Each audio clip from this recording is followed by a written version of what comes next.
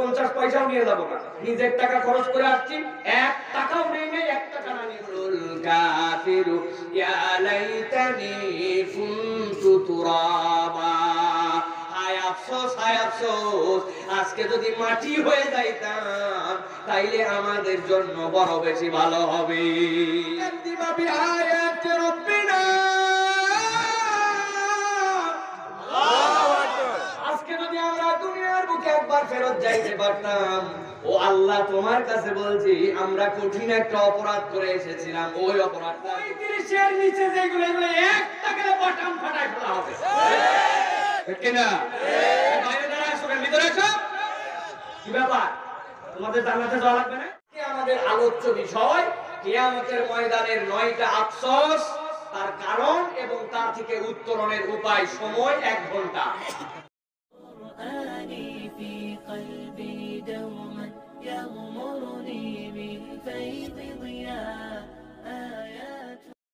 আসসালামু আলাইকুম ওয়া রাহমাতুল্লাহি ওয়া বারাকাতুহু। ওয়া আলাইকুম আসসালাম। ইন্নাল হামদালিল্লাহ আলহামদুলিল্লাহি নাহমাদুহু ওয়া নাস্তাঈনুহু ওয়া নাস্তাগফিরুহু ওয়া নু'মিনু বিহি ওয়া নাতাওয়াক্কালু আলাইহি ওয়া না'উযু বিল্লাহি মিন শুরুরি আনফুসিনা ومن سيئات أعمالنا من يهد الله فلا مضل له ومن يضلل فلا هادي له وأشهد أن لا إله إلا الله وحده لا شريك له وأشهد أن سيدنا وحبيبنا وطبيب قلوبنا محمد الذي أرسله بالحق بشيرا ونذيرا وداعيا إلى الله بإذنه وسراجا منيرا.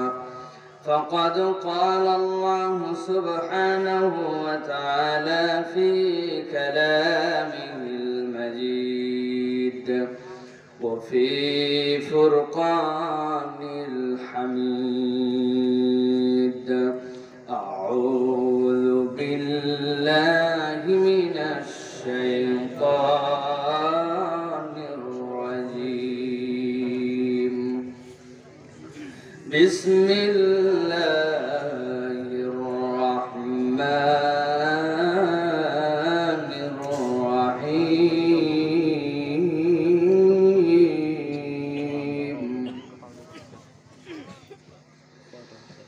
ولو ترى إذ وقفوا على النار فقالوا يا ليتنا نرد ولا نكذب بآية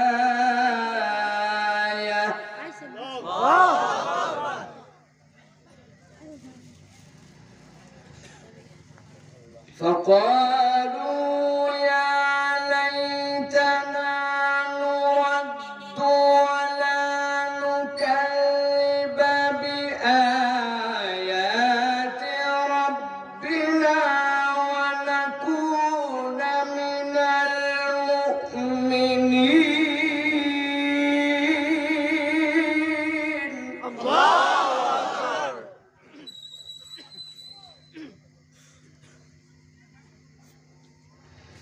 ربنا ابصرنا وسمعنا فارجعنا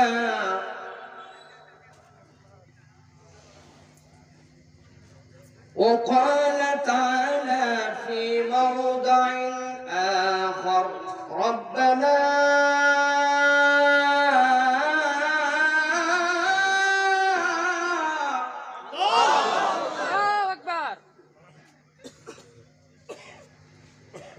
ربنا ابصرنا وسمعنا فارجعنا نعمل صالحا إنا موقنون.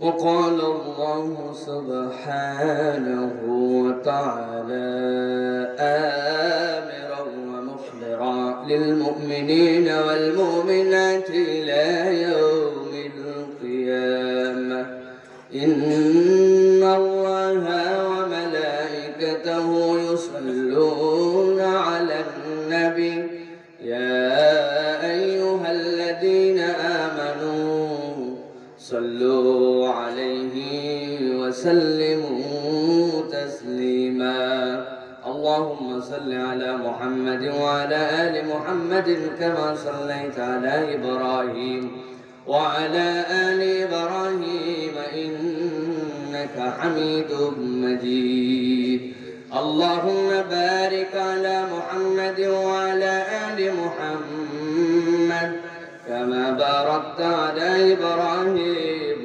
وعلى آل إبراهيم إنك حميد مجيد الحمد لله ঐতিহ্যবাহী জেলা টাঙ্গাইলের অন্তর্গত সখীপুরের কাঁচা বাজারের দক্ষিণ পাশ সংলগ্ন বড় গোবিন্দপুর পূর্বপাড়া বাইতুল নূর জামে মসজিদের উদ্যোগে অধ্যকার এই মাহফিলের সম্মানিত সুযোগ্য সভাপতি বীর মুক্তিযোদ্ধা শেখ মোহাম্মদ হাবিব, আজকের সম্মানিত উদ্বোধক বীর মুক্তিযোদ্ধা আবু হানিফ আজাদ, সম্মানিত সুযোগ্য মেয়র সখীপুর পৌরসভা প্রধান অতিথি অত্র অঞ্চলের সম্মানিত সুযোগ্য মাননীয় সংসদ সদস্য অ্যাডভোকেট জওয়াহিরুল ইসলাম ভিপি জওয়াহির সাহেব কথা বলেছেন।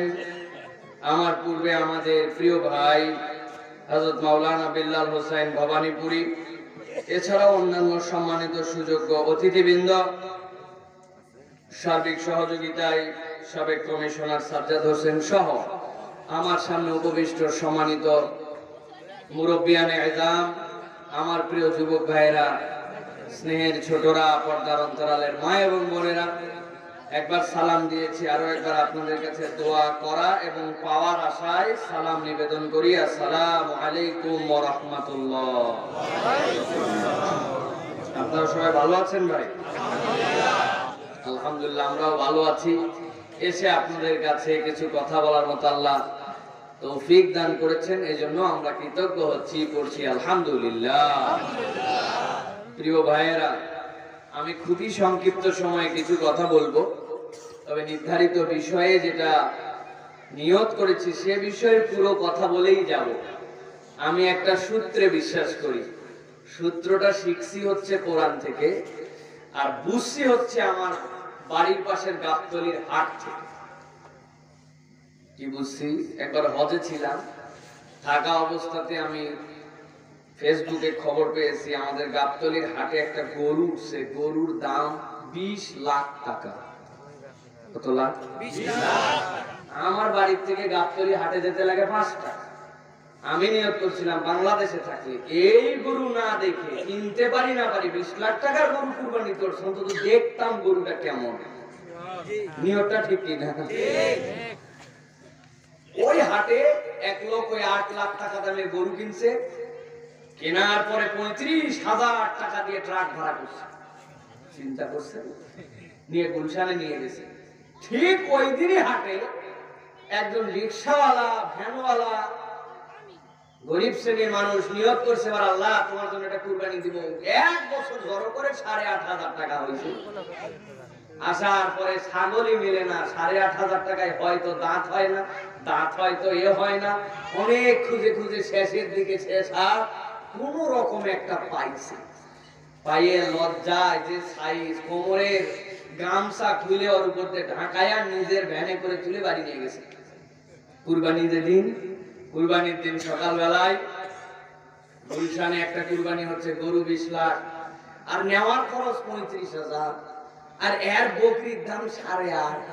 কুরবানি যে দিছে আল্লাহ বলছে ফেরেশতারা ডাইরেক্ট চলে যাও, আমার ওই বান্দা 20 লাখ টাকা দিছে, 35,000 টাকা শুধু ক্যারিং কস্ট। এই কি জাতা কথা? ওই কুরবানি আগে কবুল করো। কি বলেন? না, বুঝলাম না, এত দামি জিনিস। আল্লাহ রাব্বুল আলামিন বলছেন লা ইয়ানালাল্লাহ লুহুমুহা ওয়ালা দিমাউহা ওয়ালাকিন ইয়ানালুহুত তাকওয়া মিনকুম, আল্লাহ তোমাদের রক্তও খায় না, গোশতও নেয় না, আল্লাহ দেখে অন্তরটা নিয়ে আল্লাহর জন্য কে আসছিল, ঠিক কি না? সুতরাং আল্লাহ রাব্বুল আলামিন দেখবে কারা কোন ধান্দায় এই মঞ্চে এসে কি জন্য মানুষকে ব্যবহার করেছিল, আল্লাহর কাছে এটা লেখা থাকবে, ঠিক কি না? আর এই জন্য কোনো ঘাবড়ানোর কারণ নাই। আমার সভাপতি সাহেব আমাকে অনেক উপরে তুলছেন, তুলে তুলে বলছেন লোকজন নাই, হুজুর ওয়াজ করবে কি না করবে। ভাই আমিও আল্লাহর এই সূত্রে বিশ্বাস করি, এখানে যদি একজনও আছে আল্লাহর জন্য কোরআন শুনতে, আমি সাইফুল্লাহ যা নিয়ত করে আছি তাই বলে যাবো ইনশাআল্লাহ। এখানে যদি 1 কোটি লোক থাকে যা বলবো, একজন থাকলেও তাই বলবো ইনশাআল্লাহ। এই জন্য যারা আছেন অনুরোধ করবো কয়টা মানুষ একটু ধৈর্য নিয়ে থাকেন, আমরা কিছু কথা বলে জান্নাতের পুঁজি কামাই করার জন্য চেষ্টা করি, ঠিক আছে না? তবে দ্বিতীয় কিছু কথা আছে, আমি যতক্ষণ কথা বলবো এর মধ্যে আর কোনো কথা চলবে না। আমার থেকে মাইক নিয়ে সভাপতি সাহেব যদি একবার কাশিও দেয় এর মধ্যে, আমি বিসমিল্লাহ বলে চলে যাব, 50 পয়সাও নিয়ে যাব না। নিজের টাকা খরচ করে আসছি, 1 টাকাও নেই, 1 টাকা না নিয়ে চলে যাবো। 1 পয়সা অগ্রিম পাঠাই নাই আমার, যে হুজুর আপনার কাছে আটকা আছে, কোনো আটকা নাই আমার। 10,000 টাকা দিয়ে রাখছি হুজুর, 10,000 টাকা ওয়াজ করে যান, জি না 50 পয়সাও নেই, রেকর্ডেই নাই আমার। যতক্ষণ বলবো চুপচাপ মন চালে শুনবেন, না মন চালে ইজাজত থাকবে, আস্তে আস্তে চলে যাবেন। কিন্তু আমি বলা অবস্থায় কোনো কথা চলবে না, আল্লাহর ফেরেশতা আমরা বলতে দিব না।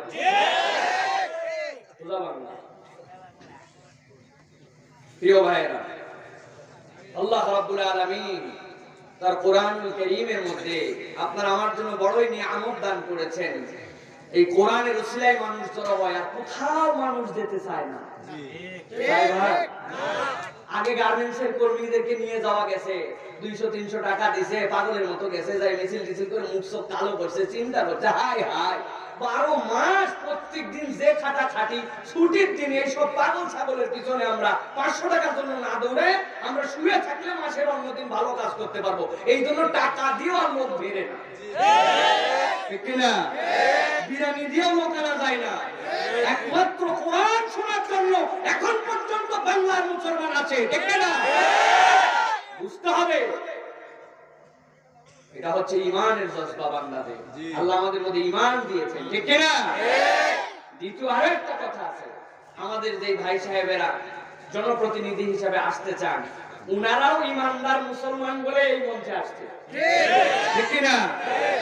আপনাদের এখানে যদি নন মুসলিম কোন প্রার্থী হয়, উনি স্টেজে এসে বক্তব্য দিছে, তাহলে উনারা সবাই মুসলমান, উনারা আল্লাহ রাসূল ভালোবাসে, উনাদের টাকা পয়সা আল্লাহ দিছে, 2 টাকা আল্লাহর ঘরের জন্যই দিছে, ঠিক কি না? সুতরাং তাদেরকেও দূরে ঠেলে দিবেন আপনি, একদম ভালো লাগতেছে না, চলবে না, এগুলো বলা চলবে না। আমরা সবাইকে নিয়ে জান্নাতে যেতে চাই। আল্লাহ জান্নাতে যাওয়ার পর দেখবে তুই আওয়ামী লীগ করিস কিনা, নাকি না? দেখবে না? বিএনপি, জাতীয় পার্টি, আল্লাহ কি দেখবে? আল্লাহ দেখবে তুই ঈমান ঠিক করে আসছিস কিনা, দুনিয়ার পার্টির ছাতা পুরি, ঠিক কিনা? এই জন্য প্রিয় ভাইরা, আমরা কাউরে দূরে ঠেলতে চাই না, আমরা সবাই বুকে নিয়ে একসাথে আল্লাহর জান্নাতে থাকতে চাই। রাজি আছেন? আল্লাহ কবুল করুক, বলেন আল্লাহুম্মা আমিন।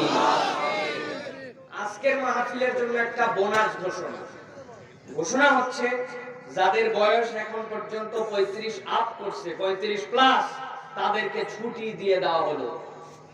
আপনারা মেহেরবানি করে বাড়িতে চলে যেতে পারেন, আপনাদের কোনো আবদার নাই, আপত্তি নাই, আপনাদেরকে আটকায়ও রাখা হবে না, থাকতেও বলা হবে না, আপনাদের ছুটি। কারণ আপনাদের কোনো ওয়াজ আজকে করা হবে না, যা ওয়াজ হবে 35 এর নিচে। আপনি থেকে কি করবেন? উদাই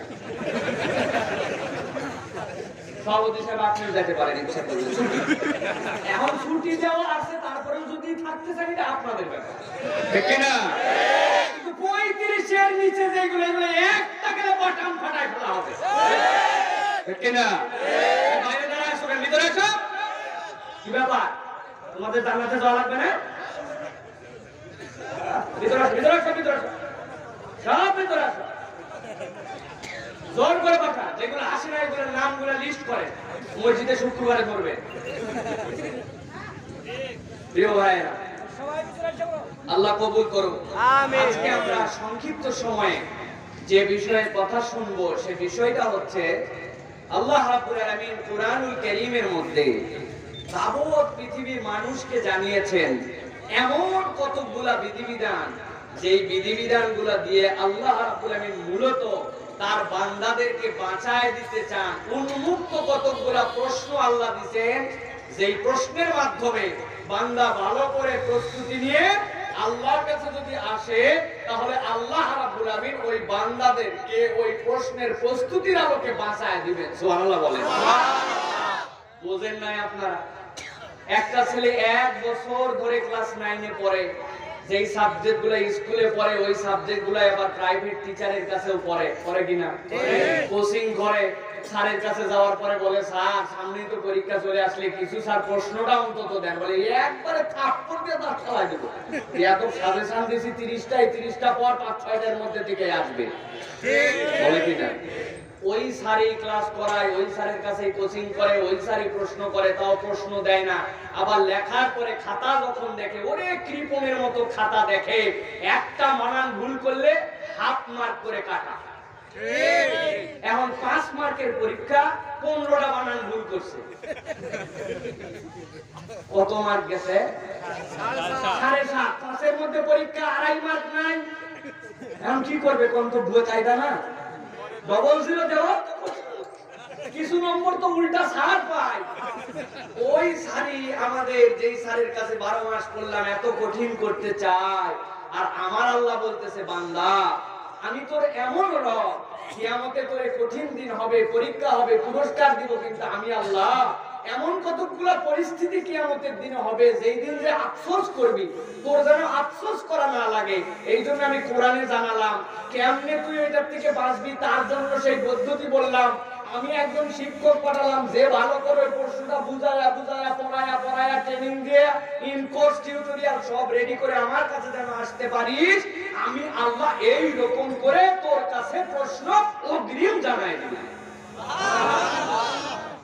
এই রকম 9টা আফসোস কিয়ামতের দিনে আল্লাহর কাছে যাই করতে হতে পারে আমাদের।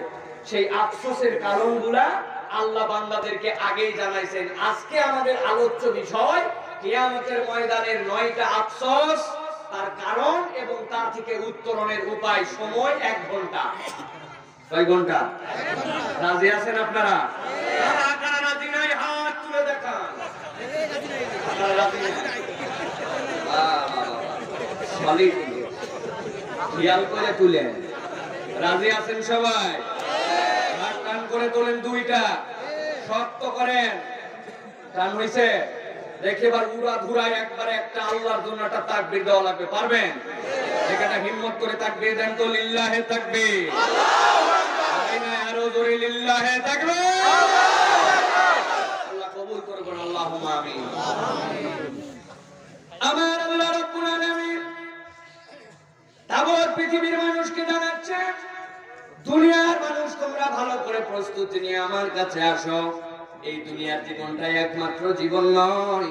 এই দুনিয়ার জীবন যখন শেষ হয়ে যাবে, পরকাল নামক জীবন তোমাদের যখন শুরু হবে, আল্লাহ রাব্বুল আমিনের সামনে সব মানুষ যখন দাঁড়ায় যাবে, আল্লাহ রাব্বুল আমিন বলছেন ওই দিন একটা শ্রেণী বড় আফসোস করবে। প্রথম একটা আফসোস তাদের হবে। আল্লাহ সূরা আনআমের 27 নম্বর আয়াতের মধ্যে সেই আফসোসের কারণ বর্ণনা করছেন। কারা আফসোস করবেন সেইটা আল্লাহ রাব্বুল আমিন জানায় দিচ্ছেন। বান্দারা শোনো, আল্লাহ বলছেন, ওয়ালাউ তারা ইয উকিফু আলান নার। হে রাসূল, আপনি ওই দিন একটা শ্রেণীকে দেখতে পাবেন, যেই শ্রেণীটাকে আল্লাহ রাব্বুল আমিন ওই দিন জাহান্নামের সামনে হাজির করবেন। উকিফু আলান নার, একদম জাহান্নাম তার সামনে হাজির হয়ে গেছে। কেমন অবস্থায় তারা আছে? আল্লাহ বলছেন, ও দুনিয়ার মানুষ বুঝো, এখানে উকিফু দ্বারা আমি আল্লাহ কি বুঝাতে চাই। কোন একটা মানুষকে স্টেজের উপরে এখানে তুলেছেন, তুলানোর পরে এখানে দাঁড় করিয়েছেন, একদম সামনে স্টেজ গেছে দাঁড়াইছে। ওর অন্তরের মধ্যে তেমন কোনো ভয় হবে না, কারণ সে জানে এখান থেকে মাত্র 1.5 হাত নিচু, এইটা যদি পড়েও যায় আমি লাফ দিয়ে এখানে নেমে যেতে পারবো, আমার তেমন কোনো ব্যথা পাবো না। ঠিক না? কিন্তু আল্লাহ রাব্বুল আমিন বলছেন, ইযুকিফু আলান নার। ও দুনিয়ার মানুষ ভালো করে বুঝে নাও, ওই জাহান্নামের সামনেটা এমন হবে, তুমি মানুষটাকে যদি একটা 10 তলা বিল্ডিং এর সামনে দাঁড় করানো হয় ছাদের উপরে, আর সামনে যদি কোনো বাউন্ডারি না থাকে, সামনে কোনো বাউন্ডারি ওয়াল না থাকে, কেমন ভয় লাগবে আপনার? যদি বলা হয় নিচের দিকে তাকা, কেমনে তাকাবে? পা দিছে পিছনে, গলাটা খালি বাইর করে হাঁসের মতো দেখতে চায়। পিছন থেকে কেউ যদি একজন আস্তে করে একটু ভূত আদায় করে, ঠিক কি না? কারণ ও জানে 10 তলা থেকে নিচে বললে খবর আছে, সাতু হয়ে যাবে নিচে পড়ার পরে। আমার আল্লাহ রাব্বুল আলামিন বলেন ওয়ালাউ তারা ইযু কিফু আলান নার, যখন ওই মানুষগুলোকে জাহান্নামের সামনে যে হাজির করে দেওয়া হবে, এক্ষুনি জাহান্নামের মধ্যে তাদেরকে নিক্ষেপ করা হবে, তারা কি বলবে তখন জাহান্নামের সামনে দাঁড়ায়? তারা বলবে ফাকালু ইয়া লাইতানা নুরাদ্দু ওয়া লা নুকাল্লিবা বিআয়াতি রাব্বিনা।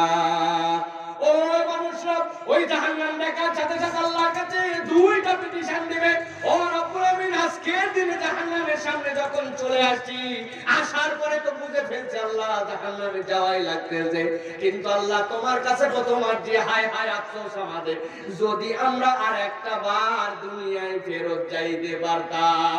চিৎকার করে বলেন তো, ওই দিন জাহান্নামের সামনে দাঁড়ায়া ওই বান্দার দুনিয়ায় ফেরত যাওয়ার এই আশা, এই আকাঙ্ক্ষা, এই ধরনের আফসোসের কি কোনো দাম থাকবে? আল্লাহ রাব্বুল আলামিন বলেন তারা বলবে দুনিয়ার বুকে আমরা ফেরত যেতে চাই কেন? তার এক নম্বর কারণ হচ্ছে ওয়ালা নুকাদ্দিবা বিআয়াতি রাব্বিনা। আজকে যদি আমরা দুনিয়ার বুকে একবার ফেরত যাইতে পারতাম, ও আল্লাহ তোমার কাছে বলছি আমরা কঠিন একটা অপরাধ করে এসেছিলাম, ওই অপরাধটা করতাম না। কি অপরাধ করছো? তারা নিজের মুখে নিজে গড়গড়ায় বলবো ওয়ালা নুকাদ্দিবা বিআয়াতি রাব্বিনা। বিশ্বাস করো, দুনিয়ায় থাকতে মাতব্বরি খাটায়া, বুদ্ধি খাটায়া, তকব্বরি করে করে আমি আমার আল্লাহর হুকুম, আল্লাহর আয়াত, আল্লাহর কোরআনকে আমি অস্বীকার করে আসছিলাম। আজকে দুনিয়ায় ফেরত গেলে আমি আর কোরআনকে অস্বীকার করতাম না। তাহলে আফসোসের এক নম্বর কারণ কি হবে? আফসোসের এক নম্বর কারণ ওই মানুষগুলা যারা দুনিয়ার বুকে আল্লাহর কোরআন পেয়েছিল, ওই কোরআনের বিধিবিধান তাদেরকে জানিয়ে দেওয়া হয়েছিল, বলা হয়েছিল কোরআনের পক্ষে থাকো, আল্লাহর আয়াতের পক্ষে থাকো, রাসূলের পক্ষে থাকো। আল্লাহ রাসূল সাল্লাল্লাহু আলাইহি ওয়াসাল্লামের প্রতিনিধি হিসাবে উলামায়ে কেরাম তাদেরকে কোরআনের বিধিবিধান জানাইছিল, কিন্তু কোরআনের বিধিবিধান তারা অস্বীকার করে নিজের বুদ্ধি, মাতব্বরি, তকব্বরি খাটায়া যেই মানুষগুলা কোরআন স্বীকার করে না, আয়াত স্বীকার করে নাই, আমার আল্লাহ বলছেন ওই দিন যাওয়ার পরে তাদের আফসোস হবে এইটা। আর দুই নম্বরে তারা বলবে আল্লাহর কাছে ওয়ানাকুনা মিনাল মুমিনিন, আল্লাহ বিশ্বাস করো একবার যদি দুনিয়ায় যাইতে পারতাম আমরা পাক্কা পাক্কা ঈমানদার হয়ে তোমার কাছে আসতাম। বুঝে থাকলে বলেন তো, এই দুই আফসোস জাহান্নামের সামনে দাঁড়ায়া যদি করে, আর আমার আল্লাহ বলবেন যা যা যা দুনিয়ার মধ্যে চলে যা, তোদের আফসোস গ্রহণ করা হলো না। বুঝছেন তো? প্রিয় মুসলমান, তাহলে কি করতে হবে? আয়াতের আলোকে আমাদেরকে সিদ্ধান্ত নিতে হবে। আমার আল্লাহ রাব্বুল আমিন আপনার আমার জন্য যে আয়াতে কারিমা দিয়েছেন, আপনার আমার জন্য রব্বুল আমিন যে নির্দেশনা কোরআনের মধ্যে বিধিবিধান আকারে দিয়েছেন, ওই বিধিবিধান আপনার আমার বুঝের মধ্যে আসুক বা না আসুক, আল্লাহর বিধান বলার পরে আপনাকে সেটা মেনে নিতে হবে, ঠিক কি না? আমাদের সমাজে কি তা আছে? আমাদের সমাজে সব হুজুর মিলে যদি একজোট হয়ে একটা কথা বলে, আপনার নিজের কিছু হুজুর আছে উনারা আপনারে তাও বুঝায় না, না এইগুলা ব্যাকগুণ হুজুর, পাগল, এদের কথা নেওয়া যাবে না। আমার আল্লাহ রাব্বুল আমিন বলেছেন ওই মানুষগুলোর ওই দিন বড় বড় ভয়াবহ পরিণতি হবে।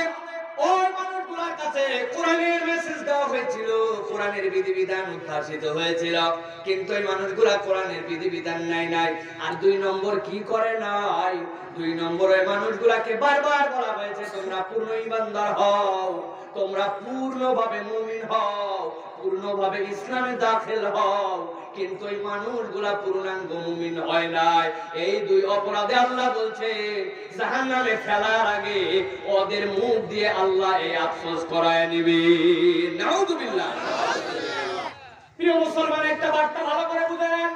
ধরেন কোন একটা মানুষ পূর্ণ কোরআন বিশ্বাস করে, পূর্ণ কোরআনকে নিজের জীবনে বাস্তবায়ন করতে চায়, পূর্ণ কোরআনকে সে মেনে নিয়েছে, তাহলে সে শতভাগ মুসলমান, ঠিক কিনা? আর একটা মানুষ ধরেন অর্ধেক কোরআন মানে, অর্ধেক নিজে নিজে মানতেছে, স্বীকার করতেছে, তাহলে সে হচ্ছে 50% মুসলমান, ঠিক কিনা? ঠিক। বাহ, দারুণ তো, আপনারা হুজুরের সাথে ঠিক দিচ্ছেন। মানে একজন শতভাগ মানলে 100%, আরেকজন অর্ধেক কোরআন মানলে 100% মুসলমান। একটু আগে ঠিক বলছেন যে বুঝে ঠিক বলেন। প্রিয় মুসলমান, অর্ধেক তো দূরের কথা, পুরা কোরআনের একটা অক্ষর আর একটা জবর জেরো যদি না মানেন, আপনি তাহলে মুসলমান হতে পারেন না। এই জন্য আমার রব্বুল আমিন বলছেন, দুনিয়ার মানুষ বুঝে নাও, ওই দিন যাওয়ার পরে মানুষগুলো যখন জাহান্নামের মধ্যে যাবে, ওরা আফসোস করবে, আল্লাহ দুনিয়ায় যদি ফেরত পাঠাইতে আমরা আবার বেঁচে যাইতাম, আমরা খালি বাঁচতামই না, পূর্ণাঙ্গ মুমিন হয়ে আসতাম। আল্লাহ বলছেন না না না, ওই দিন আর ফেরত যাওয়ার কোনো সুযোগ নাই। আমার আল্লাহ রাব্বুল আমিন এরপরে বলছেন, দুনিয়ার মানুষ শোনো, ওই মানুষগুলাই আফসোস করার সাথে দ্বিতীয় একটা আল্লাহর কাছে অবজেকশন দিবে, আল্লাহর কাছে একটা আবেদন জানাবে। কি বলবে? রব্বানা আবসারনা ওয়া সামি'না ফারজি'না না'মাল সালিহান ইন্না মুকিনুন। আল্লাহ, তুমি আমাদেরকে যদি আর একটা বার যদি দুনিয়ায় পাঠায় দিতে, বিশ্বাস করো এই সামনে যেগুলো ঈমানদার দেখতে পাচ্ছি, এরা তো কিসের ঈমানদার, আমরা একবারে পাক্কা পাক্কা এক একটা আল্লাহওয়ালা হয়ে তোমার কাছে আসতাম। আল্লাহ বলবেন চান্স ফুরায় গেছে, আজকের দিনে এই রকম কোন আফসোস গ্রহণ করা হবে না। তবে কিয়ামতে যেহেতু এরকম আফসোস কেউ কেউ করবে, রাসূল আপনার প্রতি আমি এই বিধানটা দিলাম, কিয়ামত পর্যন্ত কোরআনে লেখা থাকবে, তারা বুঝে বুঝে এই ফাঁসকৃত প্রশ্নতে নিজেদের গ্যাপগুলা চুজ করে নিয়ে যদি ইনকোর্স টিউটোরিয়াল রেডি করে আমার কাছে আসতে পারে, আমার ওই বান্দাদেরকে ওই দিন কোনো আফসোস করতে হবে না। সুবহানাল্লাহ। তারা কারা? আল্লাহ বলেন ওয়াবাশশিরিল্লাযীনা আমানু ওয়া আমিলুস সালিহাত।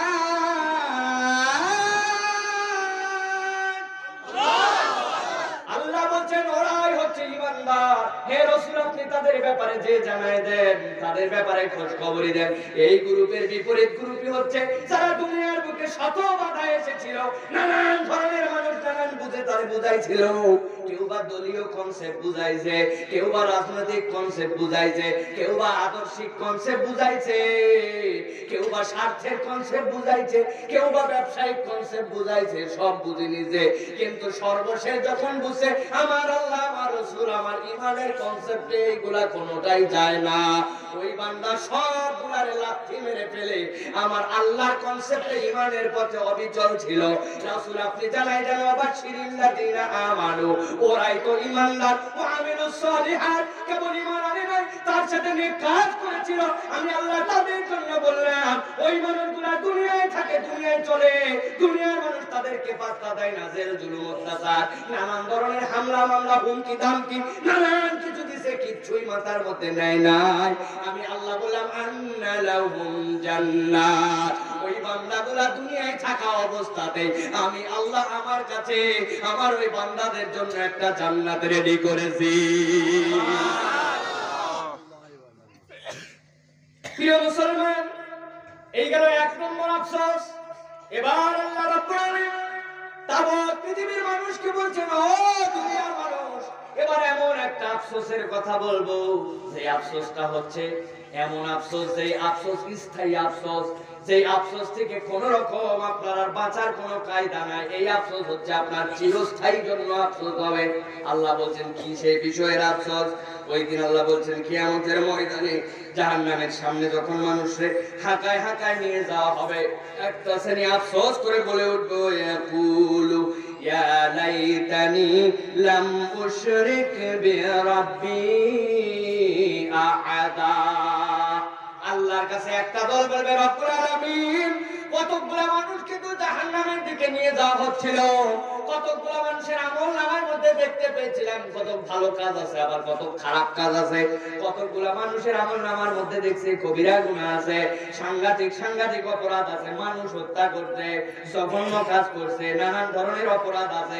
কিন্তু দেখলাম রব্বুল আলামিন ওদের আমলনামার মধ্যে যখন জাহান্নামে দিচ্ছ, তুমি লিখে দিচ্ছ এত কাল জাহান্নামে থাকবে, এরপরে তাদেরকে বের করা হবে। কিন্তু আমাদের আফসোসের তো শেষ নাই। ওই আফসোসের কারণ হচ্ছে আমাদেরকে জাহান্নামে পাঠানোর সময় বলে পাঠাচ্ছ এই জাহান্নাম থেকে তোমাদের কোনো মুক্তি নাই। কি আফসোস তাদের? কেন এই আফসোসের কারণ? তারা বলবে ইয়া লাইতানি লা মুশরিক বিরাব্বি আহাদা, ও আল্লাহ দুনিয়ায় যত অপরাধ করি না কেন একটা অপরাধ যদি না করে আসতাম আমরা বেঁচে যেতাম। আল্লাহ আমরা তো তোমার সাথে শিরিক করে করে আসছি, তোমার সাথে যদি আমরা শরিক না করতাম অন্তত ঈমানের নাজ নিয়ামতটা নিয়ে আসতে পারতাম, আজকে বাঁচার কায়দা থাকতো। কিন্তু আজকে তোমার সাথে শরিক করার কারণে আজকে তো তুমি আমাদের দিকে তাকালেও না, আর আজকে আমাদের এই আফসোস কোনো কালেও ফুরাবে না। তার মানে কি বোঝা যায়? তার মানে বোঝা যায় একটা মানুষের জীবনে সবচেয়ে দামি সম্পদের নাম হচ্ছে ঈমান।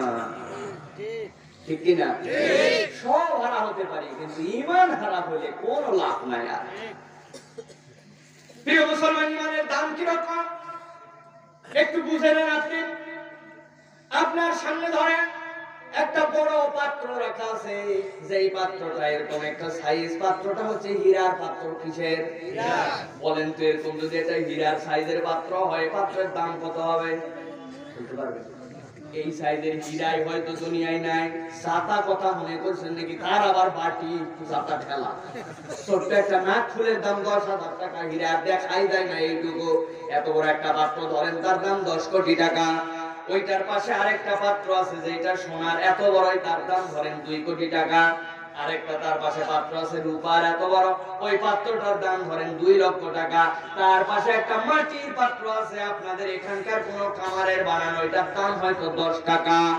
4টা পাত্র পাশাপাশি রাখা, হীরার পাত্র, সোনার পাত্র আর ওই যে রূপার পাত্র, সবগুলার পাশার মধ্যে দিয়া একটা সুই সমান হালকা করে ছিদ্র করে দিয়েছে। দেওয়ার পরে একটা গোয়ালারে বলছে হাফ কেজি করে 2 কেজি দুধ সমান করে এই 4টা পাত্রের মধ্যে ঢেলে দে। গোয়ালা ঢেলে দিছে, দেওয়ার পরে 8 ঘন্টা অপেক্ষা করতেছে। চিৎকার করে বলতে হবে এই 4টা পাত্রের মধ্যে কোন পাত্রের মধ্যে দুধটা থাকবে। মাথা ঠিক আছে আপনাদের?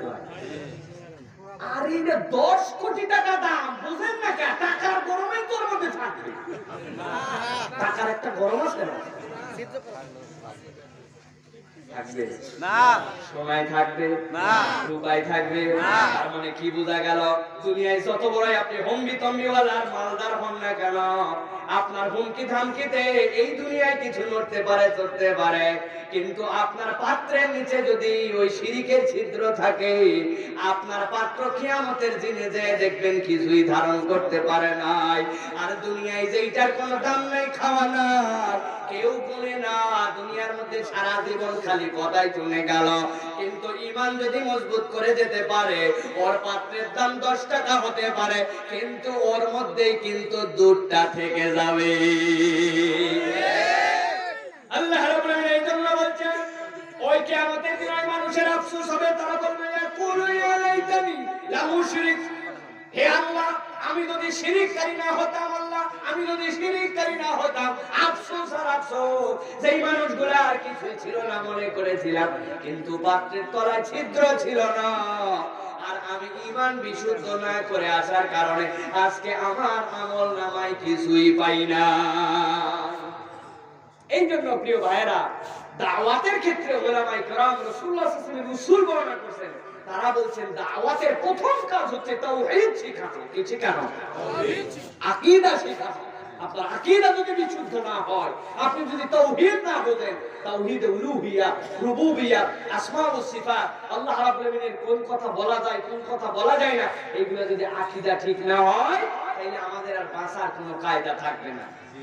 কোন কথা ইমান চলে যায় আমরা নিজেরাই জানি না। আমাদের অনেক বুজুর্গ দেখতে শুনতে খুব সুন্দর, পাঞ্জেগানা মুসল্লি পর্যন্ত এমন কথা বলে, কয় ভাই সাহেব কোথায় চললেন? কয় আল্লাহ রসুলের নামে ঢাকার দিকে রওনা দিছে। কার নামে দিছে? খারাপ কি বলছে বলেন তো ভাই? কি সুন্দর পাক্কা ইমানদার, আল্লাহ রসুলের নামে ঢাকায় রওনা দিছে। এই কথা কি বলা যাবে? বলে কি না? জানেই না, বলে বসে। আল্লাহ ছাড়া কারো নামে আপনি চলতে পারেন না। আপনার ফাকাত লিল্লাহ, আপনাকে বলতে হবে আমি আমার আল্লাহর জন্যই চলছি। এর নাম হচ্ছে ঈমান। অথচ পাক্কা ঈমানদার হয়ে উনি মুহাব্বতের ছাড়াই আল্লাহ রাসূল বলে বসছে। আছে না এরকম? আছে না? জানেই না কিসে ঈমান যায়, কিসে ঈমান থাকে, এরকম কথাবার্তা আমাদের মা বোনরাও অনেক সময় বলে বসে। এই জন্য কিয়ামতের ময়দানে আল্লাহ রাব্বুল আমিনের কাছে আফসোস থেকে বাঁচার জন্য আপনাকে আমাকে ঈমান বিশুদ্ধ করতে হবে। এটা হচ্ছে 2 নম্বর আফসোসের কারণ। আল্লাহ রাব্বুল আমিন এরপরে তার তাবত বান্দাদেরকে বলছেন 3 নম্বরে তার বান্দাদের একটা আফসোস হবে। ওই আফসোস থেকে বাঁচার জন্য ঈমানদাররা প্রস্তুতি নাও। আল্লাহ বলছেন কি আফসোস হবে তাদের? ইন্না আনদারনাকুম আযাবান করিবা ইয়াওমা ইয়ানজুরুল মার'উ মা কদ্দামাত ইয়াদাহু ওয়া ইয়াকুলুল কাফিরু ইয়া লাইতানি কুনতু তুরাবা। আমার আল্লাহ রাব্বুল আলামিন বলছেন ইন্না আনদারনাকুম আযাবান করিবা, আমি আল্লাহ তোমাদেরকে অত্যাসন্ন একটা আযাবের কথা স্মরণ করাই দেই।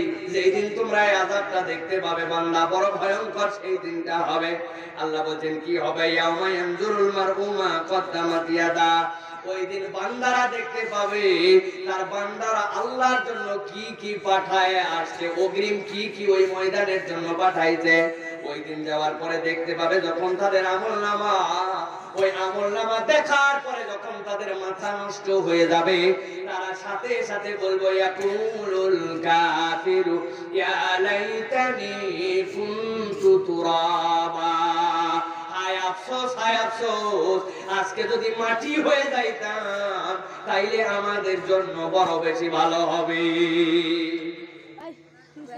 আল্লাহ নবী বলছেন এই আয়াতে কারিমার আলোকে এত কিছু থাকার পরেও কাফের মুশরিকরা তাদের আমলনামা দেখার পরে কেন আল্লাহর কাছে বলবে আল্লাহ আজকে যদি মাটি হইতাম তাইলে ভালো হইতো, কেন এই কথা বলবে? মুসনাদে আহমদের হাদিসের মধ্যে আসতেছে চমৎকার একটা ঘটনা আল্লাহ নবী বলেছেন। আল্লাহ নবী বলছেন ও দুনিয়ার মানুষ শোনো, কোন একটা মরুপ্রান্তরে 2টা ছাগল একটা পালের মধ্যে ছিল। পালের মধ্যে ছাগল 2টা যখন চলতেছে, একটা ছাগলের কেবল ছোট ছোট একটু শিং উঠেছে। ওই শিং উঠার কারণে ওরে খালি গুতাইতে মন চায়, ঢিসাইতে মন চায়। এই জন্য যেইটারে শিং উঠে নাই ওইটারে আচ্ছা মতো গুতাইছে, আমার শিং আছে আর তোর নাই। আল্লাহ রাব্বুল আমিন কিয়ামতের দিনে যেই ছাগলটা গুতাইছিল শিং দিয়া দিয়া ওইটারে তুলবেন, আর যেইটা গুতা খাইছিল 2টারে দাঁড় করাবেন। করানোর পরে যেইটার শিং ছিল না আল্লাহ তার মাথার মধ্যে শিং গজায় দিবেন। দেওয়ার পরে বলবেন যেইটা তোরে গুতাইছিল দুনিয়ায় ওই কয়টা গুতা ওরে দে। ওরে যখন গুতানো দেওয়া হবে হিসাব বরাবর হওয়ার পরে আল্লাহ বাহিমাতুল আনআম যতগুলো আছে সবগুলাকে বলবেন আজকে দিনে তোমরা সব মাটি হয়ে যাও। এইটার সাথে সাথে সবগুলা মাটি হয়ে যাবে। এই বিচারটা কাফের মুশরিকরা দাঁড়ায় দাঁড়ায় যখন দেখবে, আর হাতের মধ্যে তো আমলনামা দেওয়া আছে, ওই আমলনামায় দেখে আসছে যে তলা ফুটা ছিল, আমল যা করছে একটাও টিকে নাই। আল্লাহ যা বলতে বলছেন তা মনে নয়, দুনিয়ার বুকে নানান ছেটামো করছে, মাতব্বরি করছে, বড় বড় ভাব নিয়ে আসছে। কিন্তু আজকের দিন আল্লাহ বলছেন ইয়াউমা ইয়ানজুরুল মার'উ মা কদ্দামাত ইয়াদা, পরকালের জন্য কি কি পাঠায় আসছিলে বান্দা আমলনামায় যখন পেয়ে যাবে, ওইটা পাওয়ার পরে এমন ভয় ধরবে মনের মধ্যে, বান্দা আল্লাহর কাছে তখন বলবে হায় আল্লাহ, এই যে গুতাগুতির বিচার দিয়া যেরকম এই ছাগলরে মাটি বানাই দেওয়া হলো, আমরাও যদি এরকম মাটি হইতাম তাইলে বড় বেশি ভালো হইতো। কিন্তু জিজ্ঞাসা করি মুসলমান, ওই দিন কোন মানুষের বিচার ফায়সালার পরে কি মাটি হওয়ার কোনো চান্স থাকবে? ভালো করে বুঝেন প্রিয় মুসলমান, সাধারণ একটা মোবাইল যারা 2, 3, 4 বছর আগে কিনেছেন, অনেকের মোবাইল আছে 10 বছর ব্যবহার করছেন, আছেন এখন? আমাদের এই সিমের বয়স 16 বছর, আমার একই সিম ব্যবহার করতেছি। আমি তো বলি মোবাইল কোম্পানিরা যদি একটা অপশন চালু করত, বাংলাদেশের অনেক মানুষ হার্ট ফেল করে মারা যাইতো। কি অপশন? আমাদের যদি চাপেন স্টার অমুক অমুক হ্যাশ, তাহলে আপনার ব্যালেন্স দেখায় কিনা? স্টার অমুক অমুক, তাহলে আপনার বিকাশে ঢুকে যায়, নানান কিছু চাপলে যায়। এরকম কোন সার্ভিস যদি মোবাইলে থাকতো, স্টার এত এত এত হ্যাশ চাপেন, এই মোবাইল কেনার পরে থেকে কয় টাকা এর মধ্যে রিচার্জ করছে পুরা অ্যামাউন্ট আপনারে দেখায় দিবে। তাহলে আমরা জানি না 10, 20, 50, 100, 300, 69, 49, 29 এইরকম করে 10, 15 বছরে মোবাইলে যে কত টাকা গেছে, এইটার অ্যামাউন্ট দেখলে অনেক মানুষ স্টক করে যাইতো। বুঝতে পারি না 5 টাকা, 10 টাকা, 20 টাকা করে কি পরিমাণ ঢুকাইলাম, ইন্টারনেটের জন্য কি পরিমাণ ঢুকাইলাম। এইটা হচ্ছে আপনার জন্য একটা অ্যাকাউন্ট। আল্লাহ বলেছেন, ও দুনিয়ার মানুষ, দুনিয়ার সাধারণ এই মোবাইলের মধ্যে তুই যদি 100 টাকা রিচার্জ করিস, আপনার আইফোন, কি ফোন? আইফোন 12 ম্যাক্স প্রো আপনার মোবাইল, বর্তমান বিশ্বের অন্যতম দামি মোবাইল। সিম কোন কোম্পানির? সবচেয়ে ভালো কোম্পানির, একবারে 4G সিম। আপনার নাম্বার, আপনার মোবাইল, আপনার দামি সব। আপনার মোবাইলে 50 টাকা তুলছিলেন, ব্যালেন্স সব শেষ। এখন আপনার বইয়ের কাছে ফোন করবেন, আপনি মোবাইলে চাপ দিয়ে দেখতেছেন, মোবাইল আলা বলতেছে আপনার টাকা শেষ। আপনি ছাড়িয়ে দিচ্ছেন, টাকা শেষ তাই কি? আমি কোটি কোটি টাকার মালিক, 1.5 লক্ষ টাকা দামের মোবাইল 10 বছর ব্যবহার করছি। ঢোক কল ঢোক, ঢুকবে না ভাই? আশ্চর্য কথা, আপনার মোবাইল ব্যাংকে আপনার লাখ লাখ টাকা অন্য জায়গায় আছে, আইফোন বলে কথা, আমার বইয়ের কাছে ফোন দিচ্ছ, অবৈধ না? ঢুকবি না মানে কে? আপনি পাগল হয়ে যাবেন। লোকজন যদি এই কথাও শুনে কয় চাচার মাথা খারাপ হয়েছে, পানি দাও নাকি? আল্লাহ বলছেন, বুঝো যে দুনিয়ার মানুষ সামান্য একটু 50 টাকার ব্যালেন্স পুরাইলে তোমার বইয়ের সাথে তুমি চলতে পারো না, তোমার কথা তোমার সেখানে যায় না, তোমার অ্যাকাউন্ট শেষ। আল্লাহ বলছেন, ওই পরকাল নামক জীবনের জন্য কি পাঠাইছো একটু খেয়াল করো।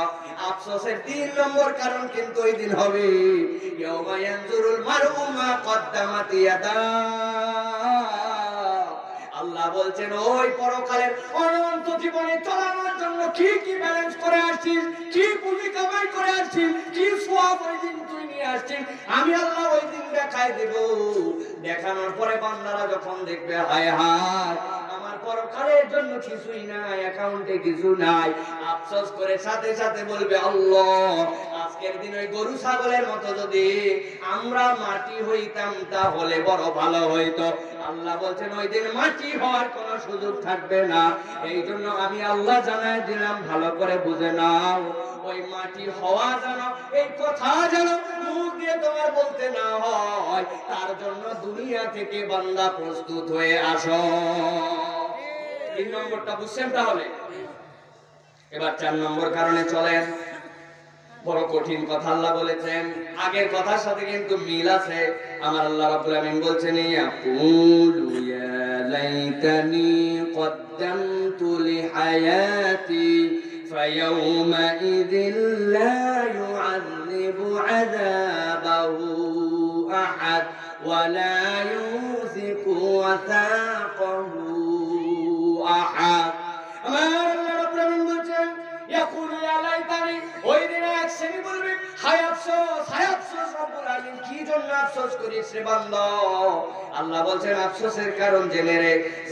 জানার কারণে তারা বলবে, কদ্দামতু লিহায়াতি, আমি মনে করছিলাম দুনিয়ায় আমার সব, দুনিয়ায় আমার সব, দুনিয়াতে ভালো থাকলেই চলে, দুনিয়ায় নেতা হলে আমি সফল। আসুন একজন টার্গেটই করছে দুনিয়া, কিচ্ছু চাই না আল্লাহ, তুই খালি আমারে দুনিয়াতে এইটা দে, দুনিয়া এইটা দে।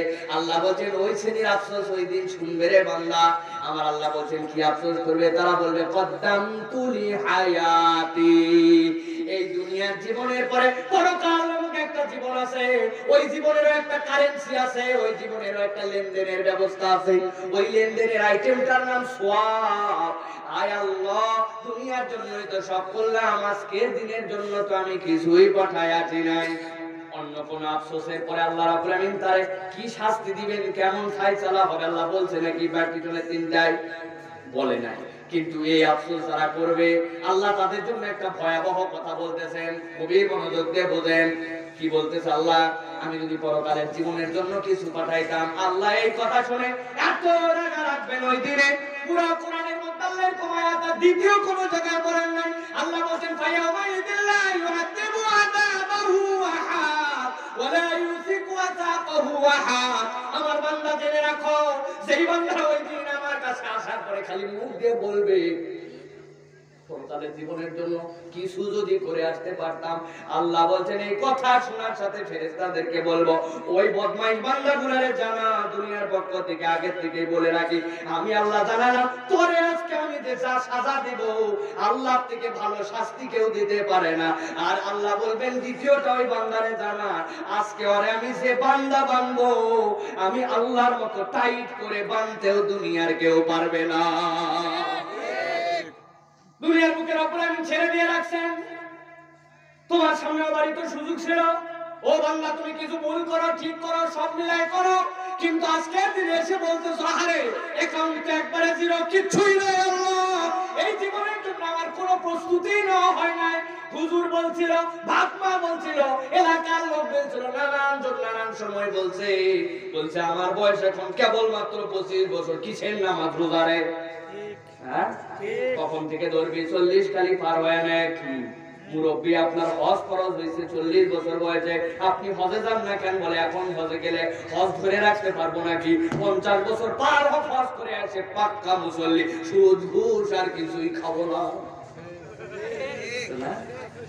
আল্লাহ বলছেন এই ধরনের টাউট যেগুলা থাকবে রব্বুল আমিন সাথে সাথে ওইগুলারে ধরে আনবেন, ধরে আনার পরে কি বলবেন আল্লাহ? আল্লাহ রাব্বুল আমিন সাথে সাথে ওইগুলারে বলবেন আজকের দিনে আমি আল্লাহ তোমাদের জন্য জানালাম এমন বান্দা আজকে বানবো, আর এমন শাস্তি আমি আল্লাহ আজকে তোমাকে দেব তোমার বুদ্ধি বিবেচনায় কুলাবে না।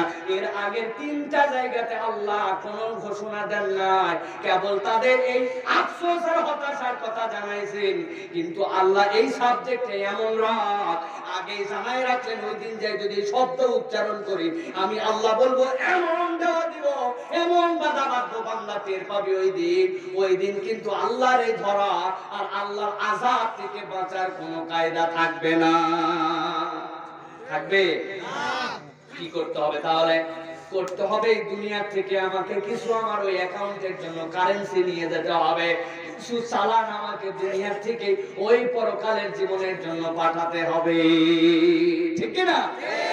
কিন্তু আমরা তো দুনিয়ার বুকে এমন কতগুলা কাজ করে যাচ্ছি, যাওয়ার পরে আমরা দেখতে পাবো দুনিয়ায় কিছু ভালো কাজও করি, কিন্তু যাওয়ার পরে আমরা দেখবো বাবা ওই দিন এমন কতগুলা লোক আপনার আমার বিরুদ্ধে কেস নিয়ে আসবে, যেই কেসের ডিসমিস করতে করতে আমার সব শেষ।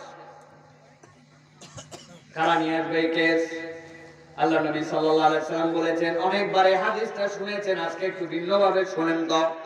আল্লাহ নবী সাহাবীদেরকে জিজ্ঞাসা করলেন তোমরা মুফলিসকে চিনো কিনা, দরিদ্র মানুষকে চিনো কিনা? সাহাবীরা বলেন চিনি না। মানে কি ইয়া রাসূলুল্লাহ? আমরা চিনব না মানে মানকুম লা দিনার ওয়ালা দিরহাম, যাদের কোনো দিনার নাই দিরহাম নাই ওরাই তো হচ্ছে দরিদ্র, ঠিক কি না? টাকা পয়সা নাই যাদের, তাদেরই তো দরিদ্র, তারাই তো দুনিয়ার বুকে বড় পিছিয়ে আছে। আল্লাহ নবী বললেন ও আমার সাহাবীরা, দুনিয়ার আপাত দৃষ্টিতে এদেরকে তোমাদের দরিদ্র মনে হলেও আমি আজকে তোমাদের জন্য দেউলিয়া আর চূড়ান্ত দরিদ্র কারা তাদের পরিচয়টা জানায় রাখি। কারা ইয়া রাসূলুল্লাহ? কিয়ামতের দিনে গেছে, যাওয়ার পরে দেখে বাপরে বাপ 10-15টা উমরা, নামাজ, হজ, নানান কিছু দিয়ে তারা আমলনামার মধ্যে আছে, সওয়াব আছে, কিন্তু আল্লাহ যখন বিচারের কাঠগড়া দাঁড় করাবেন, বিচার যখন শুরু হবে তখন দেখা যাবে ডানের থেকে একজন এসে বলছে আল্লাহ এর বিরুদ্ধে আমার পিটিশন আছে, বামের থেকে এর বিরুদ্ধে আমার পিটিশন আছে, ছোট একজন পিটিশন আছে, তার একজন কর্মী যে ছিল কর্মী বলছে আল্লাহ ওই লোক আমার একটা গালি দিয়েছিল, পিটিশন আছে। বউ এসে বলবে দুনিয়ার কেউ জানতো না, খুব ভালো মানুষ সবাই জানতো, কিন্তু ঘরের ভিতরে আমার সাথে যে দুর্ব্যবহার, যেরকম আমারে পিটাইছে আল্লাহ কোনো কারণ ছিল না, আমার একটা বিচার আছে। আল্লাহ বলবেন সিরিয়াল লাগাও, ডাইরেক্ট সবগুলা সিরিয়াল, আসামি নম্বর 1 আসো, কি বিচার তোমার বলো? রব্বুল আলামিন এই বিচার আছে, এই মানুষটা আমাদের প্রতি এই জুলুম করছিল, এই অন্যায় করছিল, এই মিথ্যা বলছিল, এই প্রতারণা করছিল, দাও সওয়াব দিয়ে দাও। কি দিয়ে দিবে? কারেন্সি কি ওইখানে টাকা পয়সা কাজ করবে? সওয়াব দাও। দিছে, একটা হজ গেছে, একটা উমরা গেছে, রমজানের 10টা রোজা গেছে, দ্বিতীয় জন আসো, আরো দিছে এরকম করে, তৃতীয় জন আসো, চতুর্থ, পঞ্চম, আস্তে আস্তে দেখা যাবে ওই বান্দার দুনিয়ায় যত নেক আমল ছিল সব শেষ। কিন্তু আল্লাহ বলবেন আরো কি কোনো কাস্টমার আছে নাকি? আছে, সামনে এসে গেছে, তোমার কি এই অর্থ সওয়াব নাই, এখন কি দেওয়া হবে? যেটা আসামি ওর নামে বিচার নিয়ে আসছে, আসামির নামে ওর আমল নামাতে গুনাহ পার করে দাও, গুনাহ পার করে দাও। তারপরে যেই লোক দুনিয়ার বুকে নানান ইবাদত বন্দেগী নানান কিছু নিয়ে গেছিল, কিয়ামতের দিনে ওই ব্যক্তির ডানের আমল নামাতেও তার গুনাহ, বামেও গুনাহ, কিচ্ছু নাই তার। আল্লাহ নবী বললেন প্রকৃত মুফলিস, প্রকৃত দেউলিয়া তো এই ব্যক্তি সেদিন হবে যে দুনিয়ায় এত ভালো কাজ করে আসার পরেও একদম দুই আমল নামার দুই পাল্লাতে গুনাহ নিয়ে জাহান্নামে যাবে। কেন যাবে জাহান্নামে গুনাহ নিয়ে? একমাত্র কারণ দুনিয়ার বুকে ওই ব্যক্তি বান্দার হক নষ্ট করছিল। কিসের হক? আল্লাহ রাব্বুল আলামিন বলেছেন এই বান্দার হক ভালো করে বুঝে নাও। তোমরা 5 জন মিলে বন্ধু ছিলে, বিরাট দাপট বলা, হোটেলে রেস্টুরেন্টে গেছে, যখন একাই যায় তখন বলার ঢং ভিন্ন। এই এক কাপ চা দিস তো ভাই। যেই 5টা ঠান্ডা গেছে একসাথে টেবিলে বসে, বসার পরে সবগুলা খাওয়ার আইছে, এখন মেসিয়ারে বলছে এই চোখে পড়ে না নাকি? আছে কিনা? দাপট দিয়ে দিছে, দাপট দেওয়ার সাথে খারাপ কথা বলছে। মেসিয়ারের তো কিছু বলার নাই, বেচারি গরিব মানুষ, মনের মধ্যে কষ্ট লাগছে, আপনি অন্যায় আচরণ করছেন। আল্লাহ বলবেন সিরিয়ালে থাকো, হয় সওয়াব নাও, না হয় তোমার গুনার আমল নামায় দাও। ময়মনসিংহ থেকে আসছেন, ঢাকার থেকে আসছেন, বাসের কন্ট্রাক্টরের সাথে 5 বন্ধু মিলে আসতেছেন। টাঙ্গাইল কলেজের ছাত্র, তিতুমির কলেজের ছাত্র, দুনিয়ায় আছে নাকি ভাড়া ন্যায্য 10 টাকা, ছাত্র হিসেবে হয়তো অর্ধেক হয়, তারপরে 2 টাকা দিয়া বেশি কথা বললে একবারে পিছিয়ে দিব। কিছুই বলেনি, বেচারি মাজলুম হয়ে আছে। আল্লাহর কাছে ওই দিন দাঁড়ায় যাবে, কত নামাজ কত রোজা। কন্ট্রাক্টর বলবে আল্লাহ আমারও একটা বিচার আছে। দেখা যাবে ওই 2 টাকার জন্য যে জুলুম করছেন আপনার 1 সপ্তাহের নামাজের সওয়াব দেওয়া লাগতে পারে। বুঝে নিয়ে চলেন মুসলমান।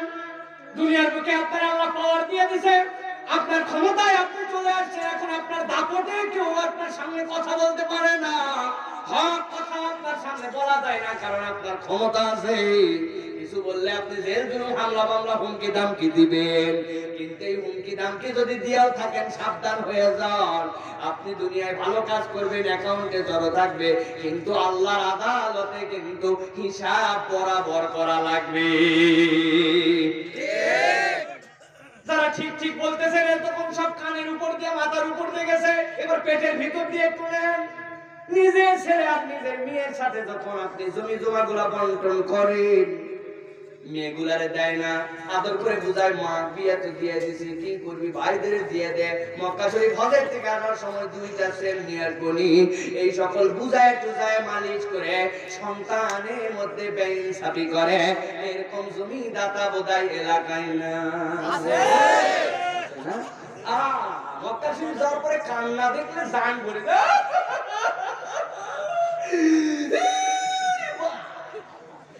মনে করলাম এত কান্দে কেন, পাশে একটু যাই তো, পাশে যাই শুনতেছি দোয়া করতেছি,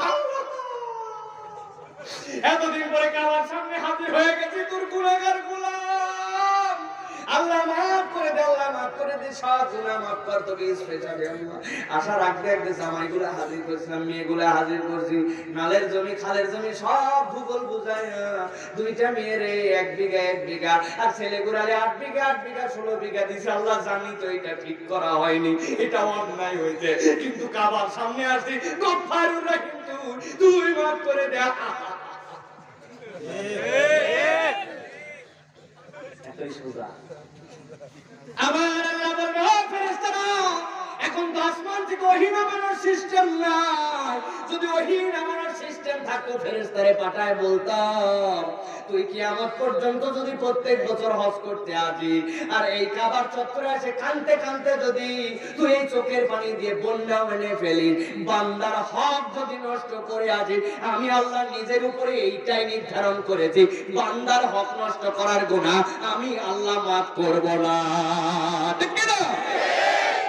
বুঝে নিয়ে চলেন। এই জন্য আল্লাহ রাব্বুল আলামিন বলেন, এই জন্য বলবে ইয়াকুলু ইয়া লাইতানি কদ্দামতু লিহায়াতি ফায়াউমা ইযিল লা ইউআযিবু আযাবাহু আহাদ ওয়া লা ইউযিকু ওয়াসাকাহু আহাদ। আল্লাহ বলেন ওই দিনে যেই বান্দারা এই কথা বলবে, আল্লাহ আমি বুঝি নাই, দুনিয়া থেকে তো পরকালের জন্য কিছু না পাঠাই এসে পড়ছি। আল্লাহ বলবেন আসলি কেন? আসার কারণে আমি আল্লাহ বললাম আজকে তোরে কেমনে শাস্তি দেওয়া লাগে আমি আল্লাহ দিব, আর কেমনে তোরে বান্দা লাগে এইটাও আমি আল্লাহ আজকে তোরে দেখাবো। নাউযুবিল্লাহ। বুঝে চলেন। খালি ওয়াজ নিয়ে কানে তীর উমুক তুমুকের ঘাড়ের উপর দিয়ে পাই করেন না, নিজের অন্তরের মধ্যে ধারণ করেন। ঠিক না? আমরা তখনই কোন ওয়াজ করি, আমাদের মাওলানা বেলাল সাহেব গীবতের ওয়াজ করছে, ওই সময় কত লোকের মনের মধ্যে হয়েছে, হ্যাঁ হ্যাঁ অমুক লোকটা গীবত করে, আমি জানি খুব খারাপ, এই লোকটা যদি ঠিক হতো খালি গীবত করে। ও বাবা, আপনি অমুক লোক ভাবলেন, আপনি আগে নিজে ভাবেন যে আমি করি কিনা, অমুক লোকের হিসাব আল্লাহ আপনার কাছে নিবে নাকি? ঠিক আছে? এই জন্য নিজেদের মধ্যে আগে সংশোধন নিতে হবে। এইটা গেল আপনার আমার জন্য 4 নম্বর কারণ। এবার আল্লাহ রাব্বুল আলামিন 5 নম্বর বলছেন, ওই দিন এক শ্রেণীর মানুষ আফসোস করবে, তারা কারা হবে? আল্লাহ সূরা আল হাক্কার মধ্যে বলছেন, ওয়া আম্মা মান উতিয়া কিতাবাহু বিশিমালিহি ফায়াকুলু ইয়া লাইতানি লাম উতা কিতাবিয়া ولم أدر ما حسابيه يا ليتها كانت القاضية। আল্লাহ বলেন ওই দিন আর এক শ্রেণীর আফসোস হবে, তাদের আফসোসের কারণ হবে কি জানো নাকি? আমি আল্লাহ বললাম ওই দিন দুই ভাবে বান্দার আমলনামা দেওয়া হবে। আম্মা মান উতিয়া কিতাবাহু বিয়ামিনি, সেই এক শ্রেণীর আমলনামা ডান হাতে আসবে, ওই বান্দাগুলো খুশিতে বাগবাগম হয়ে যাবে। আল্লাহ বলেন এমন খুশি হবে তারা, ওই আমলনামা নিয়ে নিজের পরিবারের দিকে দৌড় লাগাবে। দেখো দেখো দেখো দেখো দেখো দেখো, আল্লাহ বলছেন তারা মাসরুরা, আস্তে আস্তে যাবে না, দৌড়ায় দৌড়ায় যাবে। কার কাছে যাবে? হালি, তাদের পরিবারের কাছে। আমার আল্লাহ আমার সাথে কি ব্যবহার করেছেন। ছেলের রেজাল্ট ভালো হয়ে গেছে, আপনার গ্রামের লোকজন তেমন কেউ জানে না, আপনি আসতেছেন ছেলের রেজাল্ট নিয়ে, ভিতরে বলার জন্য কিন্তু উগলায়। ঠিক কিনা? রাস্তায় একজনের সাথে দেখা হয়েছে, কই আজকে রেজাল্ট হয়েছে তুই জানিস নাকি? কই হয়েছে তাই কি? আরে পাগল, ম্যাট্রিক পরীক্ষার রেজাল্ট জানিস নাকি? হ্যাঁ শুনলাম, তো কি হয়েছে তাতে? কই না, বলতেছে আমার ছেলেও পরীক্ষা দিয়েছিল জানিস নাকি? কই জানি, আমার লাকি পরীক্ষা তো অনেকেই দিছে গ্রামের। পরে পাগল, তা না, আমার ছেলে যে গোল্ডেন এ প্লাস পাইছে তা জানিস নাকি? বলে না। নিজের ছেলের কথাটা বলার জন্য নিজের ভিতরে আকুপাকু করে। আমার ভালো দিকটা আমি বলতে চাই, জানানোর জন্য মন অস্থির লাগে। একটা ভালো মোটরসাইকেল কিনে নিয়ে এসে লোকজন জিজ্ঞাসা করে না, কে রে আমার গাড়ির দাম কত? এত দামি একটা গাড়ি নিয়ে আসছে, একটা পাগল ছাগল জিজ্ঞাসা না গাড়ির দাম কত। গ্রামের লোক আদব কায়দা আমি ভুলে গেছে। বন্ধু যখন টাঙ্গাইল শহর থেকে জুতা কিনে নিয়ে আসে, সব সোকা বানায় আনছে, নিজের প্যান্ট ময়লা হয়ে যায়, তাও পায়ের মাথাটা পিছনে প্যান্টের দিকে ঘষে, এরকম করে জুতা ঘুরতে ঘুষে দোস্ত জিজ্ঞাসা করছে, আরে জুতাটা তো দারুণ রে। বলার সাথে সাথে ফর্মে এসে গেছে, ও খালি দারুণ বলছে, আরে বলছে দাম কত জানিস? আছে না ভাই? আরে পাঞ্জাবি তো তোর গায়ে হেভি বানাইছে, মানাবে না, মানে তুমি মনে করতে ফুটপাত থেকে কেনা? এটা টাঙ্গাইল শহরের ইয়োলোক থেকে কিনছি আমি। দাম কত দোস্ত? তোরে কি বলবো, তুই তো বিশ্বাসই করবি না বেটা। পাট আর পাট নেই কিনা আমরা? দুনিয়ার মানুষের হাইসিয়াত এটা। আল্লাহ বলছেন কেন উদাহরণ দেওয়া দিলাম, ভালো করে বোঝেন। আম্মা মান উতিয়া কিতাবাহু বিয়ামিনি, সেই মানুষগুলা ডান হাতে আমলনামা চলে আসবে, সাথে সাথে দৌড় দিবে আত্মীয় স্বজনের কাছে, দেখো দেখো আমার আল্লাহ আমারে কি ফয়সালা করছে। আল্লাহ বলবে এদিকে কি জন্য তোর আত্মীয় স্বজনের কাছে আগে গেছিস, এখনো তো তোর দুইটা গিফট দেওয়া হয় না। আল্লাহ ডেকে দিবেন, তাকে ডাকার পরে বলবেন, ও আমার ফেরেশতারা দুইটা মহান গিফট তাদের মধ্যে ইনস্টল করে দাও, তাদের মধ্যে ঢুকায় দাও। নূরুহুম ইয়াসআব আইমানিহিম, তাদের ডান দিয়া সামনে দিয়া আল্লাহ রাব্বুল আলামিন আলো দিয়ে দিবেন। আমার নবী বলছেন ওই আলোর যার ক্ষুদ্র অংশ পাবে, এই শাহাদাত আঙ্গুলের মাথা দিয়ে এমন নূর বাড়াবে, ওইটার আলো দিয়া দিয়া ওই বান্দাগুলা নিজের জান্নাত পর্যন্ত পৌঁছায়া যাবে। যে ঘটনা শেষ, দ্বিতীয় একদলকে আল্লাহ বলছেন মান উতিয়া কিতাবাহু বিশিমালিহি, আরেক দলের আমলনামা বাম হাতে আসবে। আল্লাহ নবী বলছেন বাম হাতের কম করে দিলে আর আমলনামা পাইলে এরকম হবে না। ওই হাতটাকে আল্লাহ মুসরায়া বামের পিঠের দিয়া নিজের এই পিঠের ভিতর দিয়া বুকের মধ্যে দিয়া ভেদ করে বের করাবে। নিজের বুক ভেদ করে নিজের বাম হাত আমলনামা নেওয়ার জন্য যখন যাবে, ওই বান্দারা আফসোস করে তখন বলবে ফায়াকুলু ইয়া লাইতানি লাম উতা কিতাবিয়া, ও রব্বুল আমিন বিচার ফয়সালা করে জাহান্নামে দিয়ে দাও। এত কষ্ট ওখানে যাই খাবো, কিন্তু আজকে আমলনামা নেওয়ার যে কষ্ট, এইটাই তো সহ্য করতে পারি না। আল্লাহ, আজকে যদি আমলনামা নাই দিতে তাও তো ভালো হতো। এরপরে তারা বলবো আলামাতুল মা হিসাবিয়া, আমাদের যদি হিসাবই না হয়তো।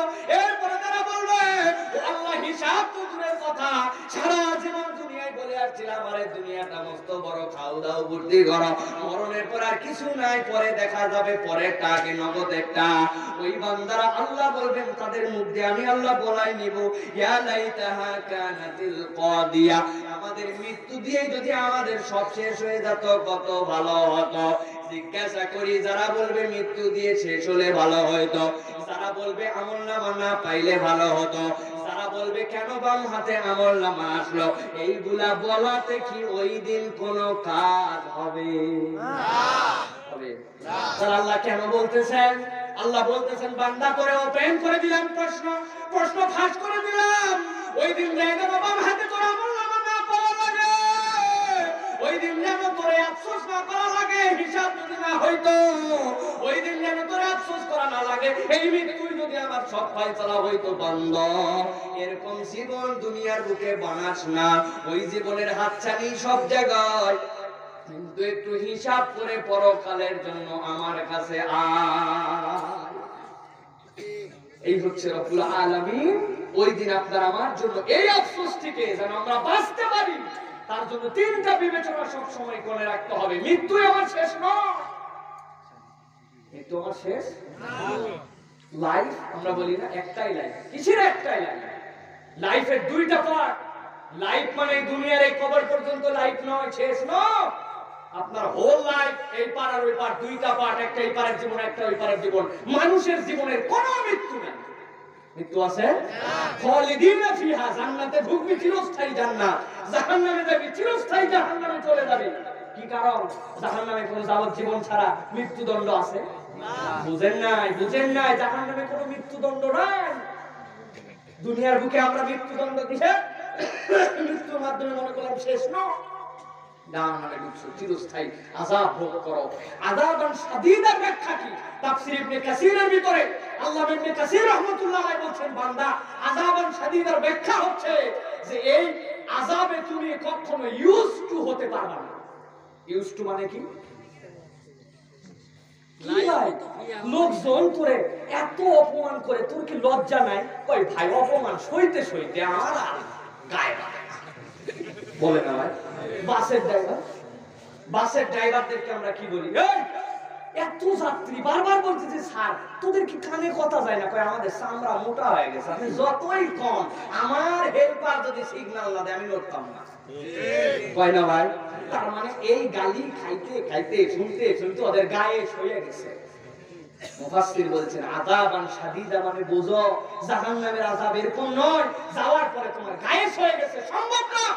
আল্লাহ বলেন প্রতি মুহূর্তে বাদদালনা জুলুদান, আমি আল্লাহ তার চামড়া চেঞ্জ করবার, নতুন করে শাস্তি খাওয়াবো। কোনদিন মনে হবে না যে আমার শাস্তি আমার শরীরের মধ্যে সয়ে গেল, নতুন নতুন কষ্ট পাতেই থাকি। সে আল্লাহ রাব্বুল আলামিন বলছেন দুনিয়া থেকে আসার আগে হিসাব করে আসো, একটু মাথা খাটায় দেখো যে পরকালে সালাম রেডি করতে পারছি কিনা। অনেক ভাবলেন তো দুনিয়া নিয়ে ভাই। আল্লাহ রাব্বুল আলামিন এরপরে বান্দাদের জন্য বলছেন গভীর মনোযোগ দেন, অল্প সময় আছে। দাঁড়ানোর অনেকের কষ্ট হয়, অনুরোধ করবো ডান পাশ দিয়ে জায়গায় জায়গা আছে, চলে আসেন আল্লাহর বান্দারা, কোরআনের মাহফিলে বসে, এইটুকু নাজাতের জরিয়া হইতে পারে ভাই। অনেক আরাম করছেন, বছরে একদিন প্রোগ্রাম হয়, আল্লাহ তোমার কোরআনের মজলিসে আমার মন চাইছিল না, তারপরে জোর করে পড়ছিলাম, কোরআন শুনছিলাম, এই আমল যদি পছন্দ হয় আমার একটু বাঁচায়ও, আমার তো আমল নাই, আল্লাহ এইটাকেও নাজাতের ওসিলা হিসাবে নিতে পারে কিনা। বলবো অনেক বাদাম খাইছেন, অনেক ঘোরাফেরা করছেন, অনেক দাঁড়ায় শুনছেন, আসেন মেহেরবানি করে, যদি আপনার সম্ভব হয় বসেন, নাইলে আমি অনুরোধ আর করবো না। এবার একটু শোনেন 6 নম্বর কারণ, এই কারণটা হচ্ছে সবচেয়ে ইম্পর্টেন্ট, এটা যুবকদের জন্য কারণ। কাদের জন্য? গভীর মনোযোগ, যতগুলো আলোচনা করছে এটা হচ্ছে অন্যতম। সামনের 2টা কারণ খুবই সংক্ষিপ্ত সময়, কিন্তু এইটা সময় লাগবে 5-7 মিনিট। আছেন তো? আমার আল্লাহ রাব্বুল আলামিন বলছেন, ওই দিন একটা শ্রেণী আফসোস করবে, আল্লাহর কাছে আর বলবে, ইয়া ওয়াইলাতা লাইতানি লাম আত্তাখিয ফুলানান খলিলা লাকাদ আযাল্লানি আনিল যিকরি বা'দা ইয জাআনি ওয়া কানা আশ-শাইতানু লিল ইনসানি খাযুলা। আমার আল্লাহ রাব্বুল আলামিন বলবেন, ওই দিন এক শ্রেণী আল্লাহর কাছে যে আফসোস করবে আর বলবে, হায় আফসোস, হায় আফসোস, হায় আফসোস, লামাত তাখিস ফুলানান খালিলা, আজকের দিনে ওই লোকটারে যদি আমি বন্ধু না বানাইতাম, আজকে আমি বড় বাঁচা বেঁচে যেতাম। আরবিতে ফুলান মানে হচ্ছে উমুক, ফুলান মানে কি? জোরে বলেন কি? আল্লাহ রাব্বুল আলামিন ফুলান বলে একটা গ্যাপ রেখেছেন, এইটা হচ্ছে শূন্যস্থান পূরণ। বান্দা বুঝে নাও, ওই ফুলানে তোমার কোন বন্ধুর নাম বসতে পারে, অথবা তুমি সেই বন্ধু কিনা, তুমি একটু আল্লাহর কাছে হিসাব করো। লামাত্তাকিল ফুলানান খলিলা, আল্লাহ বলছেন ওই দিন আফসোস করবে আর বলবে, আরে আজকে যদি বন্ধুই না থাকতো ভালো হইতো, কিন্তু এমন একটারে গ্রহণ করছিলাম যার কারণে আমার মাথায় বাড়ি, আমার আফসোস আর আফসোস। কথা হচ্ছে বন্ধু বানাইলাম আর আফসোস কেন হইল? আল্লাহ কারণ ব্যাখ্যা করছেন, ওই বন্ধু কি করছিল?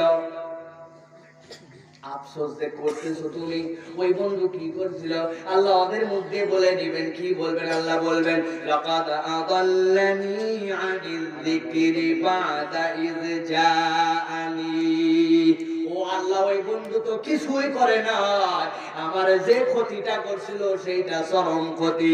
আমার সামনে কোরআন, আমার সামনে হক, আমার সামনে চূড়ান্ত সত্য চলে আসার পরেও ওই বন্ধুর সাথে আর ওই দলবাজি করার কারণে আমি আল্লাহ ওই কোরআনটাকে গ্রহণ করেছিলাম না। ভালো করে বুঝেন, লাকাদ আদাল্লানি আনিল যিকর মানে কি? জিকির মানে যে কোরআন, এটা কোরআন থেকে প্রমাণ আছে। ওয়ালা আরাদান যিকরি ফাইন্না লাহু মাঈশাতান দানকা, দুনিয়ার সব মুফাসসির একমত, এই জিকির মানে লা ইলাহা ইল্লাল্লাহ, লা ইলাহা ইল্লাল্লাহ না, এই জিকির মানে ইল্লাল্লাহ, ইল্লাল্লাহ না, এই জিকির মানে আল্লাহ, আল্লাহ না, এই জিকির মানে হচ্ছে কোরআন, এই জিকির মানে আল্লাহর হুকুম, কোরআনের নির্দেশ। আল্লাহ আমার এমন একজন বন্ধু ছিল যে তোমার দিক থেকে আমারে অন্য দিকে নিয়ে গেছিল। আসরের নামাজের জন্য মসজিদে রওনা হয়ে গেছিলাম, আল্লাহ মসজিদের সামনে হাজির। এমন সময় একটা বন্ধু এসে বলছে, নতুন বাইক কিনছে, উঠরে পাগল, ওই এখন মসজিদে নামাজের সময় হয়েছে, জীবনে বহু নামাজ পড়বি ছাগল, নতুন বাইকের পিছনে উঠতা প্রায় আসি। চিন্তা তো মন ঠিকই তো বলছে, উঠি নামাজ তো আবার হবে। ওই বন্ধু তোমারে বাইকের পিছনে নিয়ে টান দিয়েছিল, মসজিদে একামতের সময় নামাজের সময় চলে গেছিল।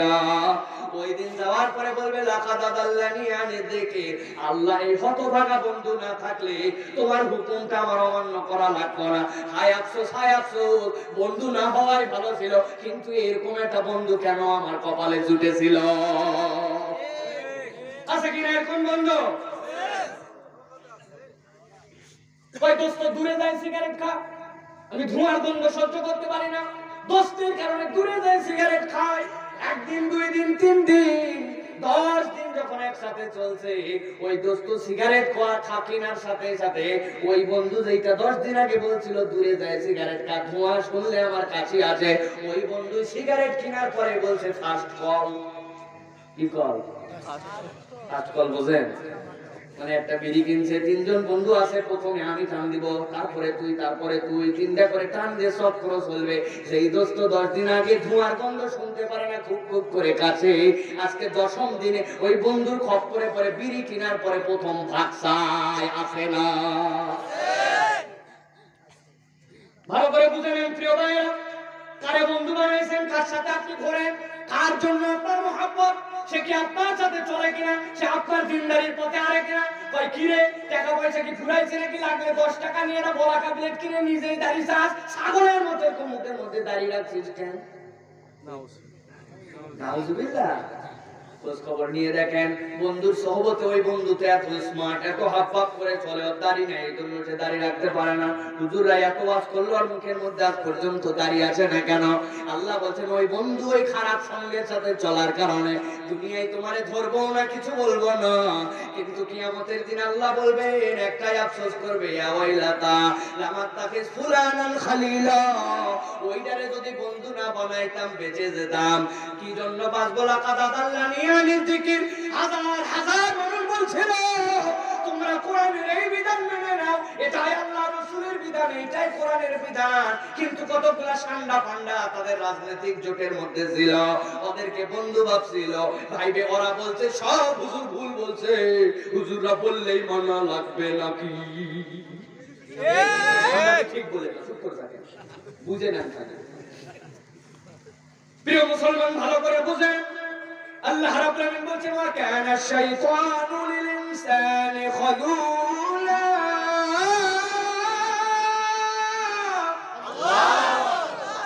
জেনে রাখো, আমি আল্লাহ জানালাম বন্ধুর সাথে আল্লাহ এখানে শয়তানের উদাহরণ দিয়েছেন। কেন উদাহরণ দিয়েছেন? তাহলে আবার সূরা নাসের তাফসীর করা লাগবে, ওইদিকে যাওয়া যাবে না। আল্লাহ এখানে বলছেন এরা বন্ধুরূপী, কিন্তু এরা শয়তানের সাক্ষাৎ প্রতিচ্ছবি।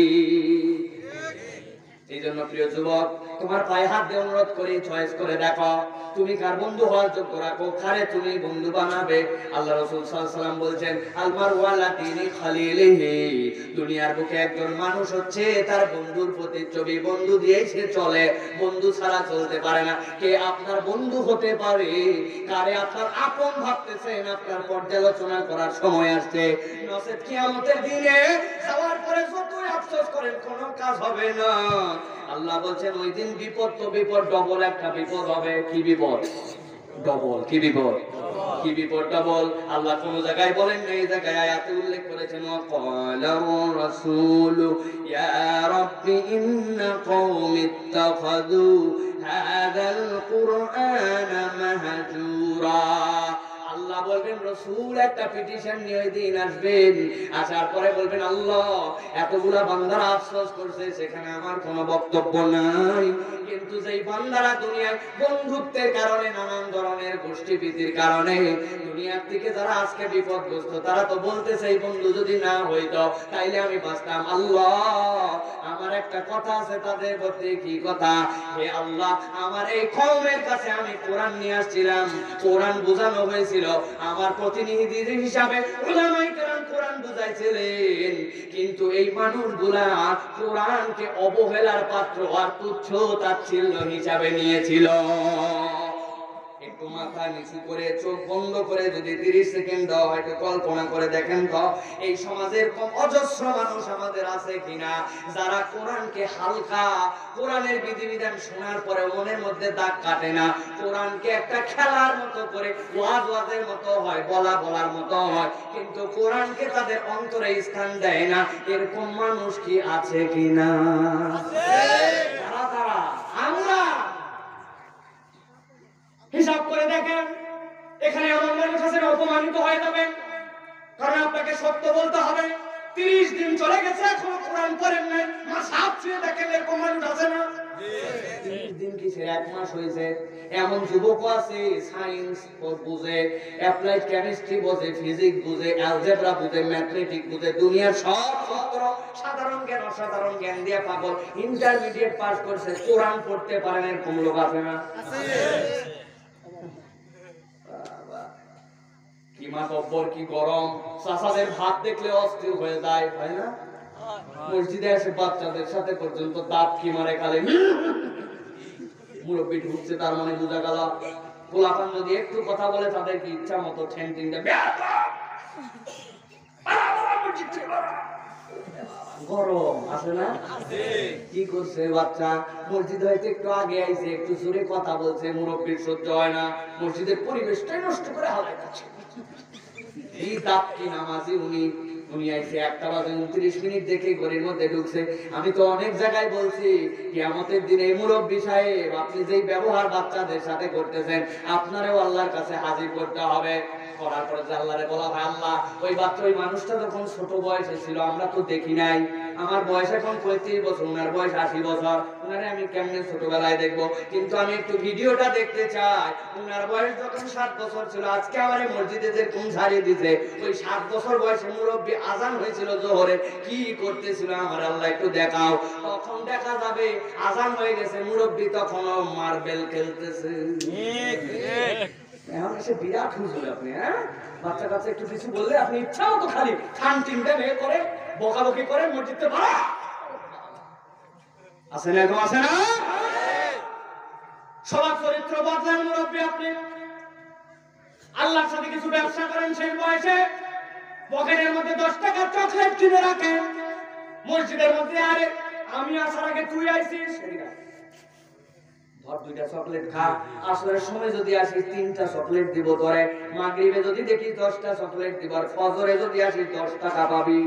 ওই বাচ্চা যদি মসজিদে একদিন আসে আপনার এই কথায়, আল্লাহর সাথে আপনার ব্যবসা হয়ে গেছে 5 লক্ষ টাকা। খালি বকেন আপনি আর কষ্ট দেন। প্রিয় মুরব্বীরা, এই জন্য সাবধান হতে হবে।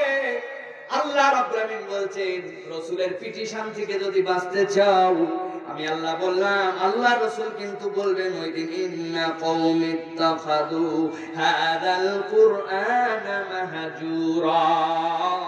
আমার এই কওমের কাছে কোরআনের কথা বারবার বলা হয়েছিল। আল্লাহ ওই মুরব্বী কত মাতব্বরি করছে, কত ফুটানি করছে, কত কিছু করছে, কিন্তু কোরআনকে তারপরেও গ্রহণ করে নাই।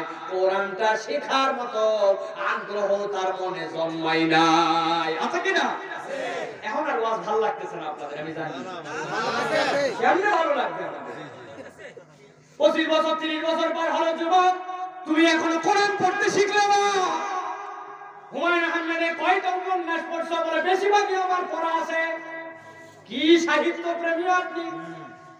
জাফর ইকবালের কত ধরনের আপনি গল্প কাহিনী পড়ছেন। জাফরের সব পড়া আছে। আমার বাড়িতে যাই দেখি জাফর সমগ্র আছে। সব সমগ্র তোমার বাড়িতে। আর 8টা দিন হলে পুরা কোরআনের মাথা মাথা। আমার আল্লাহ কি বলেছেন একটাবার বাংলা ভাষায় পড়া তার জীবনে পড়তে আগ্রহ হলো না। আমার আল্লাহ রাসূলকে এমনি বলবেন নাকি? আল্লাহ এই কওমে কোরআনকে খেল তামাশার মতো নিয়েছিল। ওই দিন আল্লাহ নবীর ওই দায়ের করা মামলার মধ্যে থেকে যদি বাঁচতে চাও, তাহলে আল্লাহ রাব্বুল আমিনের নির্দেশ অনুযায়ী কোরআনকে ধরতে হবে। ঠিক কি না? রাজি আছেন? জি। আল্লাহ রাব্বুল আমিন এরপরে বলছেন ওই দিনে প্রিয় ভাইরা মুসলমানরা দুনিয়া থেকে প্রস্তুতি নিয়ে আসো। আরেকটা বড় আফসোস সেই দিন মানুষ করবে, কি বলবে? সেই দিন বলবে ইয়া লাইতানি কুনতু মাআহুম ফাআফুযা ফাওজান আযীমা। ওই দিন একদল বলবে আল্লাহ প্রথম আফসোস তো করছে এইগুলারে যদি বন্ধু না বানাইতাম। আর একটা আফসোস হচ্ছে আজকে কতগুলা মানুষকে দেখতে পাচ্ছে দুনিয়ায় পাত্তা দেই নাই রে রব, তাদের কথা শুনি নাই, কিন্তু আজকের দিনে তাদের সফলতা দেখে মনের মধ্যে এমন আফসোস। আল্লাহর কাছে বলবে যদি আমি তাদের সাথে থাকতে পারতাম। প্রথম আফসোস খারাপ বন্ধু চয়েস করা, দ্বিতীয় আফসোস হচ্ছে ভালো বন্ধুর সাথী না হতে পারা। এইটার ব্যাখ্যা কি? এইটার ব্যাখ্যা আল্লাহ রাব্বুল আমিন কোরআনে নিজেই করেছেন। আল্লাহ বলেছেন ইয়াউমা লা ইয়ানফা'ু মালুন ওয়ালা বানুন ইল্লা মান আতাল্লাহা বিকলবিন সালিম। ও দুনিয়ার মানুষ রে, আজকের দিনে তোমার সম্পদ, তোমার টাকা পয়সা কিছুই কাজ দিবে না। কেবলমাত্র কাজ দিবে। আল্লাহর কাছে কোন কোন বান্দাগুলো মাথা নিচু করে আসছে, দুনিয়ার বুকে 1 কোটি টাকার একটা লটারির মধ্যে জিতে গেছিল। দুনিয়ায় এমন একটা জমি কিনে রাখছিল যে জমিটা ওই সময় ছিল 5,000 টাকা কাঠা, কিন্তু বাড়তে বাড়তে সঠিক সময় সিদ্ধান্ত নেওয়ার কারণে এখন সেইটা হয়েছে 50 লক্ষ কাঠা। জিতে গেছি এমন সিদ্ধান্ত নিয়ে আসছিলাম। আমি সফল 3টা ছেলেরে ঢাকায় পড়াইছিলাম, ইঞ্জিনিয়ার বানাইছি, ডাক্তার বানাইছি, আমি সফল। আল্লাহ বলছেন এত সফল করো না। আমি আল্লাহ সফলতার মানদণ্ড জানাই দিলাম। ওমান যুহজিয়া আনিন নার উদখিলাল জান্নাতা ফাকাদ ফাজ। ওই কিয়ামতের ময়দানে আমি আল্লাহ যে বান্দাকে ডেকে বলবো, যা বান্দা, তোরে জাহান্নাম থেকে মুক্ত করে দিলাম আর জান্নাতে যাওয়ার টিকিট ধরাই দিলাম, কেবল ওই দিনই বান্দা বলতে পারে আমি সফল হয়েছে। এছাড়া দুনিয়ার এইগুলা সফলতার 5 পয়সা দাম নাই। এই জন্য আল্লাহ বলছেন আফসোসটা হবে বড় ভয়ঙ্কর। আলাইতানি কুনতু মাহুম ফাফুযা ফাওদান আযীমা। আল্লাহ কি আফসোস আমাদের হারে। ওই লোকগুলোরে গুনছিলাম না, ওই লোকগুলো ইসলামের পক্ষে কথা বলতো, নানান কারণে আমি তাদেরকে পাত্তা দেই না। ওরা রাসূলের অনুসারী ছিল, ওরা দুনিয়ার বুকে কোনো দামি মানুষ ছিল না, কিন্তু আজকে দেখি ওরাই না জান্নাতের গাড়িতে যায়। হায় আমার আফসোস, আমি যদি ওদেরকে বন্ধু বানাইতাম। এই জন্য বলবো, যারা আলেম ওলামা আছে, যারা দ্বীনকে মানে, আল্লাহ রাসূলের কথা শুনে কোরআন হাদিস অনুযায়ী জীবন চলতে চায়, আপনার জীবনে যদি তাদের সাথে জান্নাতে যেতে চান, ওই মানুষগুলোর সাথে বন্ধুত্ব বাড়ান। আমার আল্লাহ রাব্বুল আলামিন এরপরে বলতেছেন, দুনিয়ার মানুষ ভয়ঙ্করতম আফসোসগুলোর মধ্যে এটা একটা আফসোস হবে। আল্লাহ রাব্বুল আলামিন এই আফসোসের বিবরণটা একটু ডিফারেন্ট ভাবে দিয়েছে। আল্লাহ রাব্বুল আলামিন সূরা হাসাবের 66 নম্বর আয়াতের মধ্যে বলছেন, দুনিয়ার মানুষ এতক্ষণ তো নানান আফসোস করছিস, এখন আফসোসটা দেখ, তুই আফসোস করতে পারবি না ওই দিন। কি আফসোস? বান্দারা বলবে ইয়াউমা তুকাল্লাবু উজুহুম ফিন্নার। আল্লাহ বলছেন যখন ওই মানুষগুলোর ঘাড়গুলো ধরা হবে, ধরে ধরে জাহান্নামের দিকে তো যেতে চাবে না। একটা আপনি গ্যাস লাইট দিয়ে একটা চুলা ধরাই ফেলছেন, চুলাটা এত জোরে জ্বলে উঠছে, আপনার হাতে যদি লুসনি না থাকে, আপনার হাতের এই লোমগুলা পুড়ে যায় অনেক সময়, হয় কিনা? বুঝতে পারেন না, আপনি সাথে সাথে আপনি সরাই নেবেন। এখন কেউ যদি ঠাইসে ধরে আপনাকে আবার সেই জায়গায় নিয়ে যায়, আপনি কিন্তু বাঁচতে যাবেন, খালি যাবেন না, আগুনে নিয়ে যাচ্ছে, আপনি বাঁচতে যাবেন না। আপনি অনেক সময় হাঁস পুরান না, আপনারা তো কাম করেন না বাড়ির, এই জন্য বলতে পারবেন না। আমি সব কাজ করি, আমার বইয়ের হেল্প করি, মায়ের হেল্প করি, হাঁসও পুরাই। ধোঁয়া টোয়া তুলে দেওয়ার পরে মারে বলছে আমারে দাও, আমি পুরাই। হাঁস পুরানোর সময় অনেক সময় লোম পুড়ে যায়, নিজে বাসায় হাঁস পুরায় আগুনের মধ্যে ধোঁয়া পুরানোর জন্য। আমার আল্লাহ বলছেন ইয়াউমা তুকাল্লাবু উজুহুম ফিন্নার।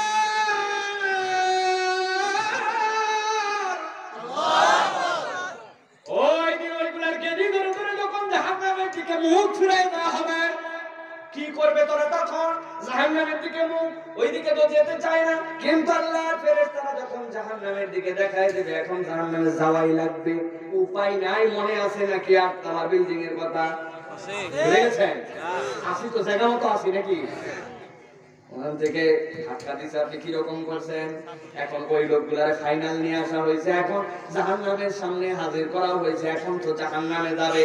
আল্লাহ বলছেন ইয়াকুলু ইয়া লাইতানা আতা'না আল্লাহ ওয়া আতা'না আর-রাসূলা। আল্লাহু আকবার। দুইটা আফসোস দিয়ে বলবে আল্লাহ, এতক্ষণ যত আফসোস তোমার কাছে দিয়েছি আমারই আল্লাহ, আজকে আমাদের একটা আফসোসও করতে হতো না, কেবল 2টা কাজ যদি করে আসতে পারতাম, আতা'নাল্লাহ ওয়া আতা'নার রাসূলা। আল্লাহ আর তার রাসূলের ইতাআত যদি করে আসতাম, আজকের দিনে আমাদেরকে জাহান্নামে যাওয়া লাগতো না। আল্লাহু আকবার। আল্লাহ তার রাসূলের অনুসরণ মানে কি? আল্লাহ অন্য আয়াতের মধ্যে ব্যাখ্যা করেছেন, এখানে একদম মুসলমান নাই যে জানে না কুল ইন কুনতুম তুহিব্বুনাল্লাহ ফাত্তাবিউনি ইউহিব্বুকুমুল্লাহ। আপনার কোনো কথা চলবে না, আপনার কোনো বক্তব্য নাই, আপনার কোনো সে নাই এর মধ্যে। আমার আল্লাহ আমার রাসূল এইটা করেছেন, এইভাবে করেছেন, এইভাবে করতে বলেছেন। আল্লাহ যদি এইটা বলে দেন তাহলে আপনার এর মধ্যে কোনো মাথা খাটানোর মতো কোনো সুযোগ নাই। আছে? বলতে পারবেন আপনি? হ্যাঁ, নবীজি করছে তাই কি ওই সময় করছিল, এখনো কি চলে? বুঝেন দেখি, অনেক কথায় আমরা এরকম বলি। আমাদের ইমাম সাহেব যদি ওয়াজ করে যে আমার নবী তো নামাজের পরে সম্মিলিত মুনাজাত করতেন না, করতেন নাকি নবীজি? আসসালামু আলাইকুম ওয়া রাহমাতুল্লাহ, আসসালামু আলাইকুম ওয়া রাহমাতুল্লাহ। বাহ, সবাই যদি হুজুর মুনাজাত না করে লোকজন বলবে কি ব্যাপার হুজুর, আমার বাপ করলো তার বাপ করলো, এই মসজিদকে আজকে নাকি 50 বছর ধরে করলো, আপনি কি নতুন মাসলা নিয়ে আসলেন নাকি? আপনি যে মোনাজাত দিলেন না, নামাজই তো হলো না। হ্যাঁ, কেন? হুজুর যদি বলে ভাই আল্লাহ নবী তার নামাজ ফরজ হওয়ার পরের থেকে বছরকে বছর ইমামতি করছেন, কোনদিন স্যার সাহাবীদেরকে নিয়ে এরকম করে হাত তুলে মুনাজাত করেন নাই, এই জন্য হাজার জায়েজ থাক না কেন আমার আল্লাহর নবীর সুন্নাত মানে আমি মুনাজাতটা করলাম না, যেহেতু আল্লাহ কোরআনে বলছেন আতা'আনাল্লাহ ওয়া আতা'আনার রাসূল, তুমি আল্লাহ এবং তার রাসূলের ইতাআত করে এই জন্য করলাম না। আপনারা বলবেন হুজুর আসসালামু আলাইকুম, দেশে হুজুরের কোনো অভাব পড়ে নাই, আপনি ফজর থেকে আসবেন না, আমি সভাপতি বলে দিলাম। এখন কিসের ঠিক ঠিক করতেছেন? আল্লাহ ওয়া আতা'আনার রাসূলের মধ্যে আছেন আপনি। আমার আল্লাহ নবী বললেন ব্যবসায় ফাঁকি দিও না। 11টার সময় কাস্টমার আসছে, আপনি কি ওয়াজ করছেন? তুমি আবার বনির কাস্টমারের আগে 3 জন আইছে, একই ওয়াজ। সন্ধ্যার পরে দোকানে বলতেছেন এখন দোকান বন্ধ করবো জন্য কেনা দামে দিলাম, ভাই আল্লাহ কসম তুই বলেই দিলাম, আসলে তার উপরে 350 টাকা লাভ করছে। আছেন এরকম? আমার নবী করতে বলছে নবী না বললে ইমানদার কেমন করে করতেছে? ওই দিন যে আফসোসের কারণ হবে। আতা'আনাল্লাহ ওয়া আতা'আনার রাসূল, আমার আল্লাহ বলছেন ওয়াইলুল মুতাফফিফিন, তোমার তো এরকম করার কথা নয়, আমি শুনি নাই, ভালো করে বুঝেন। খালি কাফের মুশরিকরাই আফসোস করে, আপনি আমি ওই দিন যে আফসোস করব করা লাগতে পারে প্রিয় ভাই। ওইটার থেকে বাঁচার জন্য আল্লাহ বলছেন জাহান্নামের দিকে গেদি ফিরাইয়া যখন জাহান্নামে নিক্ষেপ করা হবে তার আগে যখন বলবেন আল্লাহ আফসোসের কারণ কি বল, ওই দিন এই মুখই বলবে ওই দিন যদি আল্লাহ তার রাসূলের ইতাআত করতাম তাইলে বেঁচে যাইতাম, কিন্তু আমরা সেইটা না করে বাপ দাদা গোষ্ঠী মুষ্টি বুদ্ধি নানান কিছুর কারণে আল্লাহ আর তার রাসূল মানি নাই, এই জন্য আজকে এই পরিণতি। প্রিয় মুসলমান, সর্বশেষ ফুল এন্ড ফাইনাল আমার আল্লাহ রাব্বুল আলামিন বলছেন দুনিয়ার মানুষ ওই দিন এমন একটা আফসোস করবে, এই পৃথিবীর মানুষ যেটা মানবীয় দৃষ্টিভঙ্গিতেও কল্পনায় নিতে পারে না। কি আফসোস করবে আল্লাহ বলছেন ওয়ায়াউমা ইয়া'আদুজ যালিমু আলা ইয়াদাইহি ইয়াকুলু ইয়া লাইতানি ইত্তাখাযতু মা'আর রাসূলি সাবিলা। আল্লাহ বলছেন ওই দিনে আল্লাহর সামনে চূড়ান্ত একটা শ্রেণীরে দাঁড় করানো হবে, সেই মানুষগুলা জালেম হবে। কি হবে? জালেম মানে কি? যে সাহস করে অন্য সম্পদ কেড়ে নিতে পারে, বাপের বেটা, তাই না? আমার ক্ষমতা আছে, এখন এই ক্ষমতার দাপট দিয়ে তোমাদের জবান বন্ধ করে রাখতে পারি, বাপের বেটা। হুজুর আসার আগে কানের মধ্যে বলে দিবে হুজুর যদি এলাকার থেকে গাড়ি নিয়ে যান, নিয়ে যেতে চান, এই কথা বলা যাবে, এই কথা বলা যাবে না, আমি এলাকার। হ্যাঁ, উনি বাপের বেটা, তাই তো? আল্লাহ বলছেন হ্যাঁ তুমি বাপেরই বেটা, কিন্তু তোমার বেটার পরিচয়টা আমি আল্লাহ দিচ্ছি। ইয়াউমা ইয়া'আদুজ যালিমু আলা ইয়াদাইহি, যারা দুনিয়ার বুকে কম জুলুম করে আসবে, হাসরের দিনে আল্লাহ একটা ফাইনাল খেলা দেখাবেন, স্টেজের উপর তুলবেন ওদেরকে।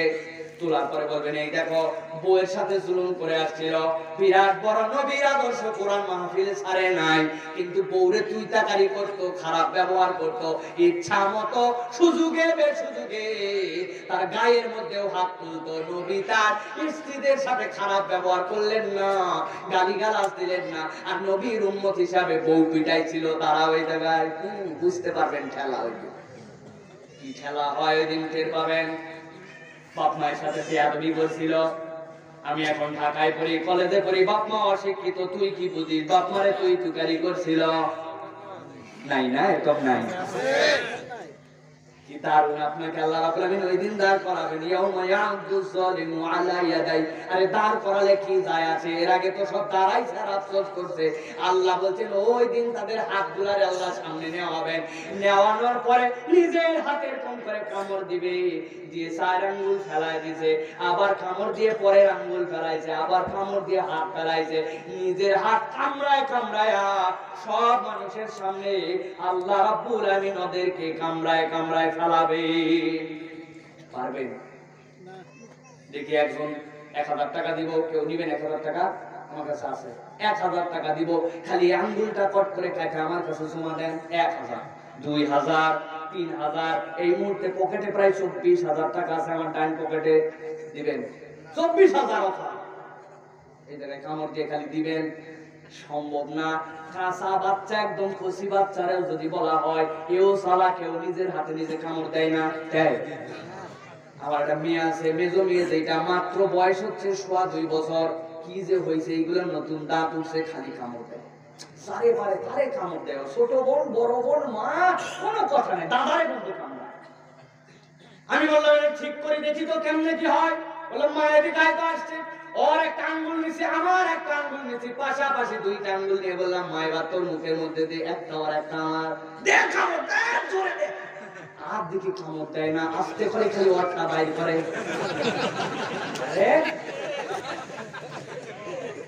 যতই দে দে বলি, বললাম মা এটা চকলেট দিব তোরে, দে আমার এবার, আরো দেয় না, আমার কাছে থাকার মধ্যেই নাই এখন। অন্য সময় কামড়ায় হলিস তোর, এখন নিজের নখ নিজে কামড় দেয় না। 2 বছরের বাচ্চাও বোঝে।